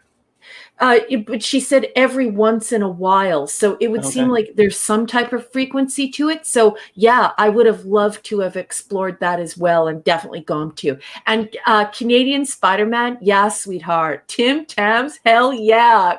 Canadian Spider-Man says, the dark ones are delicious. I don't like the milk chocolate ones. I like the dark chocolate ones. They're delicious. Indeedishness. Well, there you go. Pat S., buddy, what's up?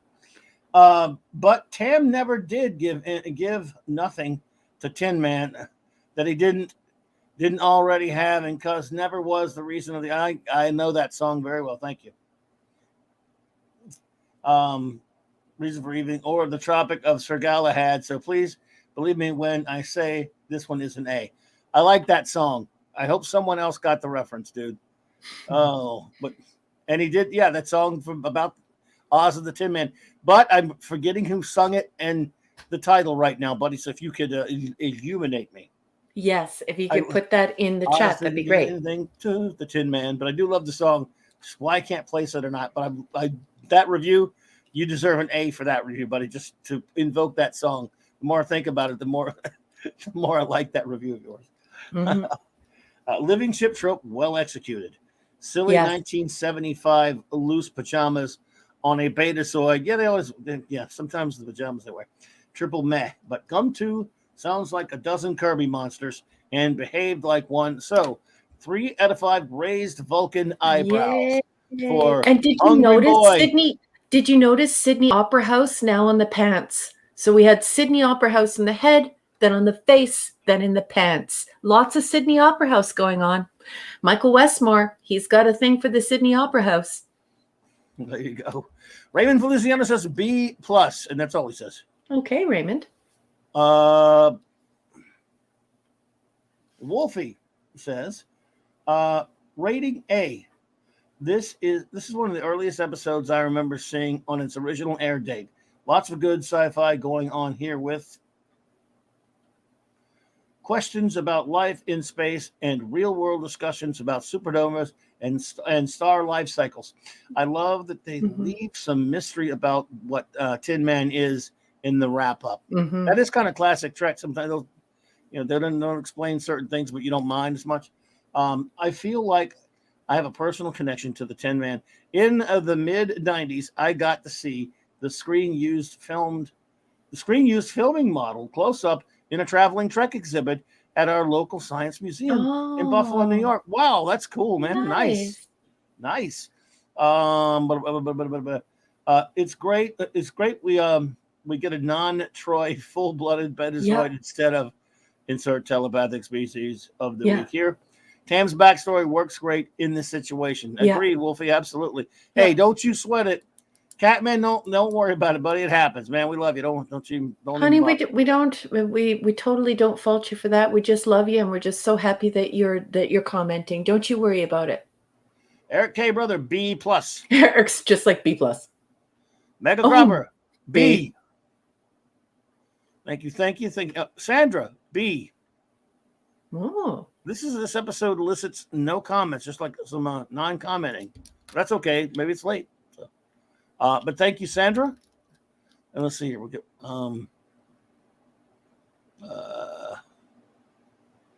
let's see.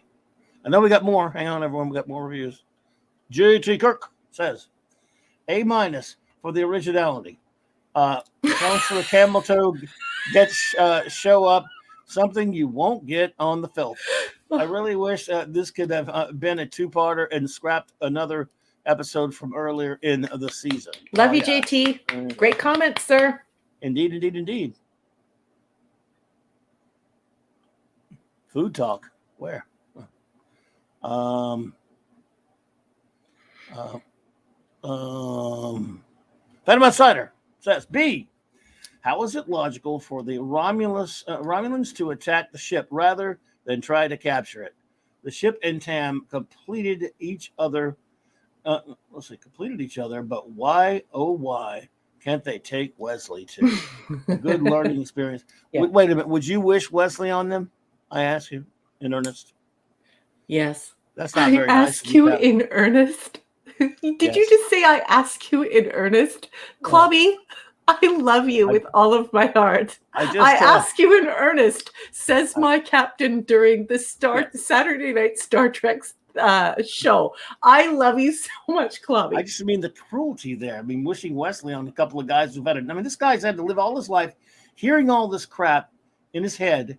He finally gets away, and this monster, Phantom Outsider, wants to wish Wesley on him and this poor creature that's lived millennia by itself. And you're wishing Wesley on them. How dare you? Have you no decency, sir? Have you no decency? Just send a pimple probe. That'll be enough. In earnest. No. In earnest. Well, I love you, Clobby. Oh, no, you misunderstand. I'm talking about Ernest goes to camp. Oh. Ernest goes to jail. He burned. I'm talking about Ernest T. Royal. Ernest T. Royal. Oh, my goodness. Where am I? Oh, you'd think they'd have developed a psychic inhibitors to ease Tam's suffering. Nah, they just don't like him. They did, but they didn't tell him about it. Not like there would be a medical need for it. We have isolation chambers. Why don't they? Yeah, that's what I was thinking. Why don't they? A strong enough telepath should be able to shield their thoughts from a child, and that would be good, especially in childcare for the backward counselor oblivious planet. Yeah. But these are good comments. Doesn't it, Phantom Outsider, doesn't it make you think about these beautiful young children, toddlers who wind up getting a cochlear implant, and children who who are legally blind, who wind up with corrective lenses and can see? It just really makes you think about what it would be like for this poor baby. And if Counselor Troy says every once in a while this happens, why they wouldn't take measures. And it's an interesting and intelligent, it's a cerebral idea that is just super cool. And it's so great that it was included. Indeedishness. B for Mr. Tickle Trunk. I agree that Harry Grainer as Tam did a great job. In my opinion, Dom 2's design alone warranted a second appearance for a future season. Another great comment. Yeah, absolutely. It not only feels like an incomplete story, but the possibilities of a Moya like a la Farscape entity are numerous. I would have liked to see how their relationship had advanced. I totally agree. Yeah, I totally agree with that. I love Moya. I miss Moya. I need to go back and watch Farscape again. Yeah, John, that was the group America that did that song. Thank you. I can't remember the name. Oh, that's an old band. America, Tin Man. There you go. I love them. Yeah, count on Eric. Eric will find whatever. You could tell Eric, you could give Eric just the initial sound of the word, and Eric will find it. Thank you, Pat S, for that one. It brings back a good memory. I like that song. Let's see here.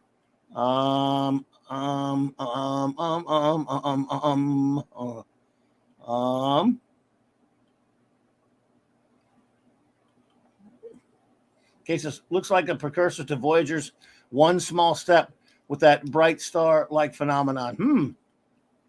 I remember that one, I think. I do remember that episode, Katie. Punkwaddle's back. Punkwaddle. Alark Harrison says, A, like the use of intelligent like the use of the organic technology life forms in Tin Man, and love the Romulan warbirds. Thank you so much, Alaric. Appreciate you. Hey, Sir John. Or Sir John. Oh, Sir John's here. Hey, Sir John. Welcome, welcome. Always a pleasure, my friend. Thank you for being here. Okay, let's see. I don't know what glob and globbers means, but welcome. I can't see it yet. So let's see. Do we have any more? Yeah, Mark is coming up. He's bringing up the caboose here. Usually, yeah. We can always count on him for the caboose. Yep, he's great. He's a great chief engineer, and he obviously does this on purpose to make sure that we get the signal that we have the all clear. Thank you so much, Mark. You're the greatest engineer in the fleet. Yes. Let's see here. Just making sure. Yeah, Crystal did. I like that, JT. Crystal Entity versus Tam. That would work. Kal-El has managed to squeak past Mark, just so you know, Captain. Okay. Oh, Kal-El. Okay, that's cool. Yeah, globbing globbers. I don't know what that is either, Sir John, but I like it. Let's see here. Where's Kal-El? After? Yeah, just after Mark. Okay, Mark says, who would win, the Doomsday Machine or GOM 2? A- for Mark D with a C. Yeah. Oh, God. Tam and GOM 2 are extremely sympathetic characters. Tam, on the one hand, is constantly overwhelmed by other beings' thoughts, while GOM 2 has not seen another of its kind for millennia and is hopelessly alone and depressed. Yeah. I also see a little bit of the Horta in GOM 2. Yes, it does evoke that. The relationship between Data and Tam is used to explore what makes one human. Excellent point. Indeed. Tam, why? Why must living beings have a purpose? Or do we exist for no reason but to exist? I love that Data and Tam both have found where they belong. Me too. Absolutely. That's a beautiful closing scene, isn't it, Mark? Yes, indeed. The ambiguous ending works since it keeps us thinking about the concept of humanity and where we fit in the vast universe. Beautiful. So I think, because we're so many years far removed now, if, say, a few years later they had done a follow-up with those two characters, that would have been sufficient. So it would have made this episode feel less incomplete for those who found it incomplete. You never know. If there'd been some closure later. Kal-El says, hey, I really enjoyed this episode. The character of Tam Albarin is relatable to anyone who's ever felt they just don't fit into society. Tam finally finding peace with Tin Man was a great ending. Yes, it was. I'm with you there. Oh, John, that's very kind of you to say. Thank you so much, John. I enjoy your company immensely as well. Thank you so much for your wonderful comment. Oh, I can't see it yet. I'm not there yet. Oh, he's left a really nice comment for both of us, and what a wonderful person he is. I love that you're a part of this community, John. Oh, thank you. Whatever. I haven't seen it yet. Is this it right here? Yeah. Love you both. ESP love. Explanation of CRT as stated on one of Doomcock's streams. Love seeing you both there. I hope to see you there too soon. Yes. JPRPH1 John. John, thank you so much for that. I'm honored to hear you say that. We love, and by the way, hail Doomcock. We love our buddy Doomcock. Yes, we do. Yeah. And thank you so much for that, my friend. Let's see. I think if I'm not mistaken, that's the end of GOM 2 versus Thing Food. Okay, well, it looks like we've gotten to the end of all of our reviews then. Yes, we did. We're done. I think we done it. What do you think about that? I think that it was a very satisfying week. There were no serious infractions. No. None of the crew required any type of disciplinary action. No one was court-martialed. Nope. No, not at all. Absolutely. Everything was fine. I mean, we only called out the Clawbony for a couple of issues, but the Clawbony stayed parked. Yep, and only for fun. Mr. Tickletrunk says there is a Farscape panel starting next Tuesday on Fat Steven Seagal. That's right. He did say he was doing that. Oh, wow, really? Well, that's cool. Yeah, absolutely. Yeah, he's doing Babylon 5 right now, and now he's going to be doing Farscape as well. So fine endeavors, worthy endeavors indeed. Great shows. Yeah. So love it. Well, let's see. What do we have? I guess we'll close out. Well, I'll do my show notes after we do what, in my opinion, is the most important show note. You could tell everyone again about your literary works. Oh my goodness. Oh, thank you so much, Clobby. Your support has been amazing for me. It's nothing. Come on. So, folks, I'm a scholar and I write non-fiction, but I also write fiction and I write science fiction. And I love short stories. It's been a writing style that I've been in love with since a small child. So I write short stories, and I'm doing a short story collection, and I'm trying to drum up buzz in the science fiction community about those stories. So I'm selling them separately, individually, and they're under $1. And you can get them at Amazon if you look up my name, RM Briggs, and you can get them on your Kindle device, but you can download them to any device that you want to. And you could also follow me on Goodreads. And well, I have been incredibly grateful for all of you buying copies of the stories. What's really super important, and I really need your help here, is the positive comments and being able to like say what you think about the stories without revealing, without spoiling the endings of the stories. Yes. So if you could do that for me, I would be so incredibly grateful. And I do have to say, I want to shout out to my marvelous captain, who has helped me immensely to get these stories out and get people reading them. And to all of you who have supported my work and left those comments or those ratings, it has helped immensely. And I love it very much. Thank you so much, everyone. Thank you, number one. We love him. But Zax, hey, Zax. Good to see you. Good to see you. Oh, my goodness, Six. Yes, thank you so much. I hope you enjoyed them. Thank you, Six. Absolutely. Appreciate that, Six. A few show notes. Let's see. Monday night, it'll just be a Monday night Mark C Comics, just an open talk show. Of course, next week, Clobby's Comics Corner Spinner Rack Time Machine returns, starting out with November, week 1. And that's my series of videos if you're a comics fan. Tuesday night, I think it may be on my channel, maybe Loki's. We're not sure yet, but we're going to review the DCEU Batman animated series, Superman animated series crossover, World's Finest, the first meeting between Batman and Superman in the universe. And every month we're going to have a review of a different DC animated movie. And then Wednesday night is when it heats up. Going to be a big, busy week because, wow. Mm-hmm. The great Monica D with us, and perhaps Nick Weiser, if he may be joining us, we'll be reviewing Jack Kirby's run on the Eternals, the only run that matters, folks. Deep dive on the 19 issues in one annual that is, of course, inspired, in quotes, an upcoming movie. And then the next day, of course, that'll be 9 p.m. Central Standard Time next Wednesday night. And then the next day, the Global Geek Gang shall gather for 1 p.m. Central Standard Time, and we will globally geek gangs and stuff. A lot of stuff coming up on the Global Geek Gang too.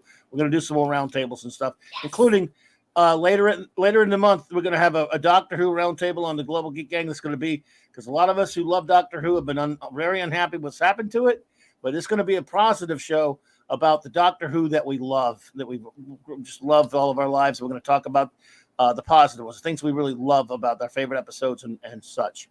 Great. Absolutely. And then Clobby's Clubhouse. For those of you who like to stay up late on a Thursday night, we were up late the other night, and it's just such a blast spending times with two of the greatest people I've ever known, two of my wonderful friends, my wonderful First Officer Raquel, and of course the greatest Chief Engineer in the fleet, Mark D with a C. We've just been having so much fun with that show. It's Thursday nights, 9 p.m. Central. What a great crowd we got the other night, and we just have a lot of fun hanging out together.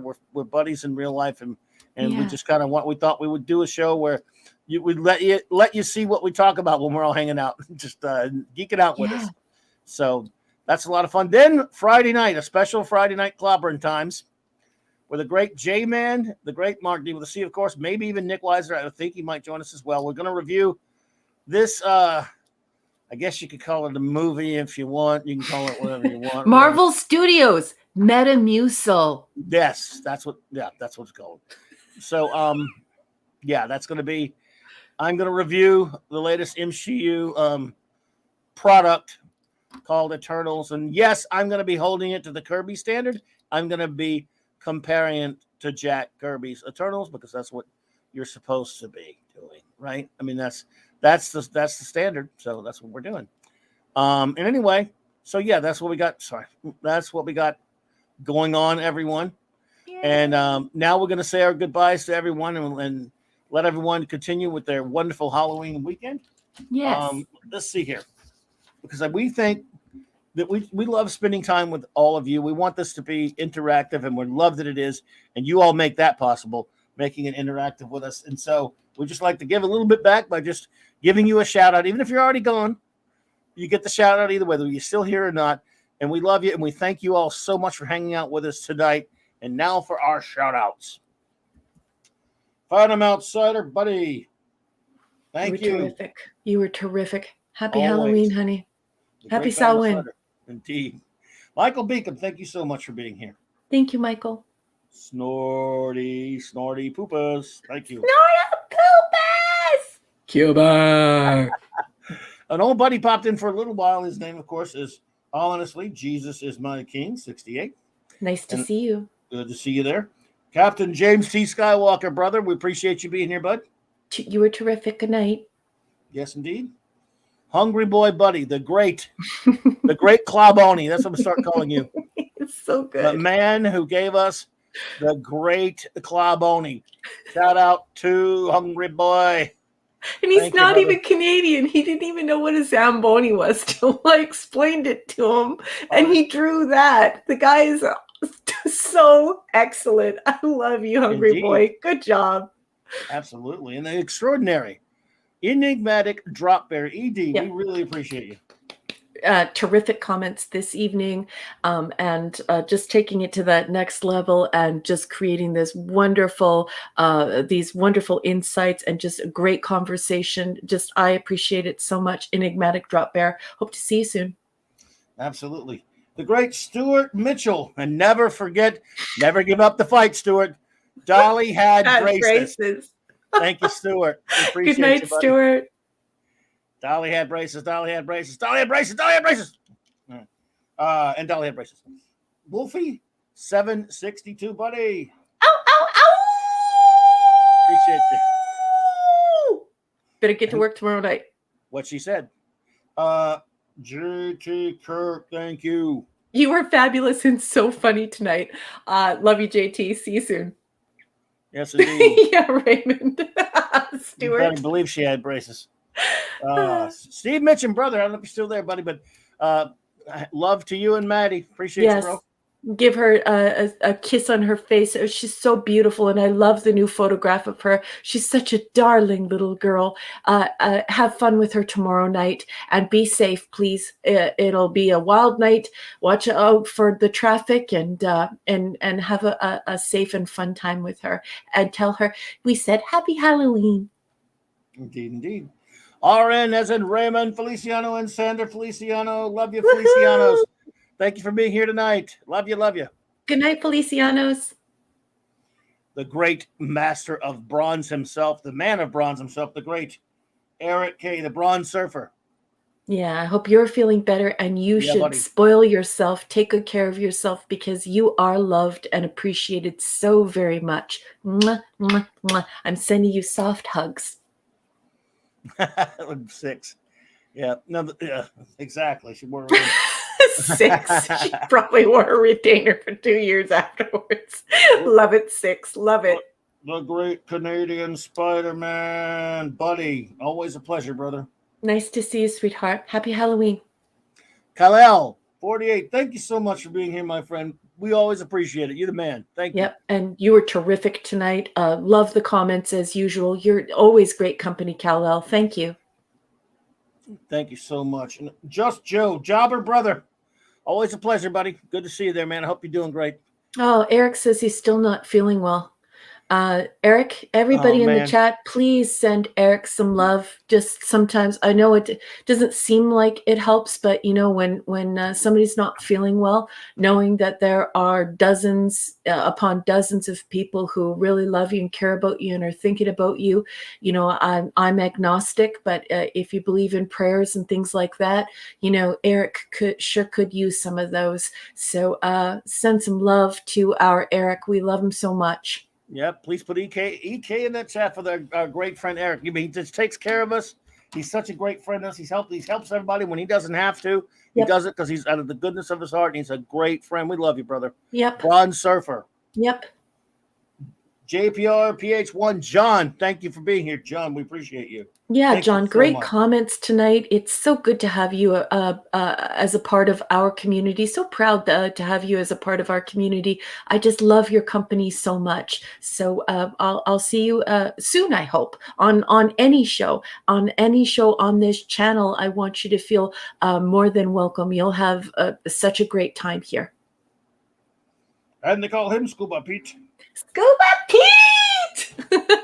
You're out having fun. I know you are. My love to you and your beautiful family, you and Leslie. And I hope you guys have a wonderful and romantic evening together. And I hope you guys have a safe and fun Halloween. Love you guys. Mwah, mwah, mwah. Katie Carr, it was so great to see you here tonight, my dear. We love you. And hey, look, we know you're busy a lot, but stop in at least, even when you can't make it. If you can stop and say hello once in a while so we know you're okay. We're right there with you. But we hadn't seen you in a while, and you're busy, and I'm glad you're taking care of all that stuff. But say hello to us once in a while. Don't be a stranger. Yep. We always want to see you out there. We love you. You take care. Yep, and you have my address, so anytime you want to drop me a note or a letter, you have it. And certainly, Katie, also don't forget that you can reach Clobby at any time through the email that he provides on his channel. So anytime you want to drop us a note just to, you know, shoot the bull or give us an update and you just don't have time to do it publicly or participate in the chat, we're here, beautiful lady, and we'll talk to you soon. But until then, nose to the grindstone. Get those grades, girl, and work hard and edify yourself. You are such a bright and lovely and beautiful young woman. I'm so proud of you, and I hope you're practicing. Of course, if you don't know at home, Katie is a ballerina who is in university. So she has a very full plate, hardworking young woman, hardworking young, beautiful woman who loves Star Trek. So, Katie, our best to you, sweetheart. Yeah, love you, Katie. You be good out there. And yes, anyone wants to contact me, even though Hungerboy will tell you I don't check my messages on my email as much as I should. I'm trying to change that. Email it, and there are ways to connect to me that are in my description below, folks. Alaric Harrelson, thank you for being here tonight. We appreciate you. Happy Halloween. Indeed. Terrell 72. Always a pleasure, buddy. Nice to see you, Tyrell. Happy Halloween. Project Storytime popped in for a minute earlier. Shout out to you, Josh. Thank you for supporting our show. The great Chris Persia popped in earlier. Ah, Chris. Kalinita, Efharisto. And that went well, what she said. I can't quote it, but anyway. We love you, Chris. And Narada Max Amanda Bear popped in. Hey. Hello there, Narada. Good to see you. Good to see you. Let's see. The great Pat S. Buddy. Yeah. Always a pleasure, my friend. Great to see you. Hey, did Courtney look at Courtney. Courtney, yes. We're just saying our goodbyes, Courtney, but it is lovely Zach's to see popped you. In too. Did you grab Zach's also? I got Zach's, yeah. Okay. I saw him. Courtney, thank you for popping in, my dear. I hope you were doing well. We always love it when the ladies stop by, and it is a pleasure to see you, my friend. Pat S. Buddy, the great Pat S. was here. Appreciate you, bro. Good night, Pat. Your Muslim uncle was here earlier. My friend, peace be on you. I hope you and your family are doing well. Yes, your whole family. Please send our best to your mom. J-Man brother. Can't wait to see you, man, this week, next week. And it's going to be a gooder, as we say in Canada. Canadian Spider-Man can verify that Canadian speak there. It's going to be a gooder. Can't wait. Mr. Tickle Trunk, my friend, thank you so much for being here tonight. You were outstanding tonight. Absolutely hysterical. And I absolutely loved your comments. They were at the risk of being trendy by using hyperbole. They were epic. They were epic, Mr. Tickle Trunk. I absolutely loved them. They were hysterical and wonderful. Mega Cropper, thank you so much. Appreciate you. Yep. Good night, Mega Cropper. Happy Halloween. Our favorite, greatest engineer of all time, the great Mark D with a C. Brother, thanks, buddy. Appreciate you. Ted Millett, shout out to Ted Millett. Thank you for being here. Good night, Ted. And the lovely and wonderful Six, thank you for being here tonight. We appreciate it. Yes, you were terrific. You were a great company. It's so nice to meet you, and I'm so happy you've become a part of our community. Zathras had to run, but Zathras, shout out. Always a pleasure, buddy. Okay, here comes what Zathras always asks, and I do requests. Crap, crap, crap, crap. Well, I'm sure in spirit he vibed it somewhere, wherever he is. The Catman, aka Didi Myers, thank you for being here, Didi. I hope your wife is doing better and your whole family. Thank you so much, my friend. Appreciate you. Sending our love and support. And once again, chat, if you pray, if you just want to send out good vibes because, you don't believe, or if you are a believer and you pray, please send your very best to him and his family and his beautiful wife. And, you have all of our love and all of our support, Didi. Indeed. What's that? Pat S says, I got to go. Oh. Hey, well, yeah, get some sleep there, Pat ass brother, and I'll talk to you soon, man. Keely Chow, roll tide, my friend. Good night. Captain Cockney, Mira Spot, buddy. Yes, man. we will be talking soon one of these ways. Not just Global Geek Gang, dude. We'll hang soon. I can't wait. Yep. Crazy Cat Guy, thank you for being here. Brandon, the anime guy. Mm-hmm. I hope things get fixed with the channel there, sir. Sorry about what's going on there, man. Appreciate you, buddy. You take care. Snail Messiah. Hey, Snail Messiah. Yay! The lovely and wonderful Sherry. Sherry, thank you for popping in. Good night, Sherry. Let's see. I think I'm not saying Shinotsky. Shinotsky. I don't know if I'm saying that correctly, so I apologize if I'm not. But thank you for stopping by, hanging with us. Rod Thunderheart, the great Rod Thunderheart. What? Hey, Alberta. Good to see you, buddy. Hey, Mr. Grant Gregory, bro. I always enjoy hanging with you on Nick's, and I want to get you to come hang at the Global Geek Gang one of these days. Yeah. And it's always a pleasure, my friend. Love talking comics with you, buddy. Punk Waddle, good to see you as always. Punk Waddle, I love that. I love that name. So good. Good old Punk Waddle. Monkey Jeebus popped in earlier. Monkey Jeebus! Indeed. Sir John popped in. Thank you. Good night, Sir John. Good. Appreciate you. And finally, Zax, the Hulk villain. Good to see you, Zax. Thank you all, everyone, for hanging out with us tonight. We really appreciate it. And hey, we'll do it again next Saturday night. But until then, have a wonderful Halloween. Trick or treat. Eat too much candy. Watch scary movies if you're so inclined. Even I who don't really like too many horror movies, I put in a scary movie. Well, people call it scary. I just love it. Fright Night, one of the greatest movies ever made. I love it. And I watched that last night. And so watch something scary or whatever that you like for Halloweenish and eat a bunch of candy and chocolate and all that kind of stuff. And trick or treat. And now, of course, enjoy this wonderful outro. I'm not supposed to say that, but I can help it. Outro made by my wonderful first officer. I know, but I just like outro better for some reason. I know it's wrong, but made by my wonderful first officer with a little assist by the great Mark D with the C, our engineer. Good night, everyone, and happy Halloween. And I guess if it's daylight savings, then do what you got to do. Later.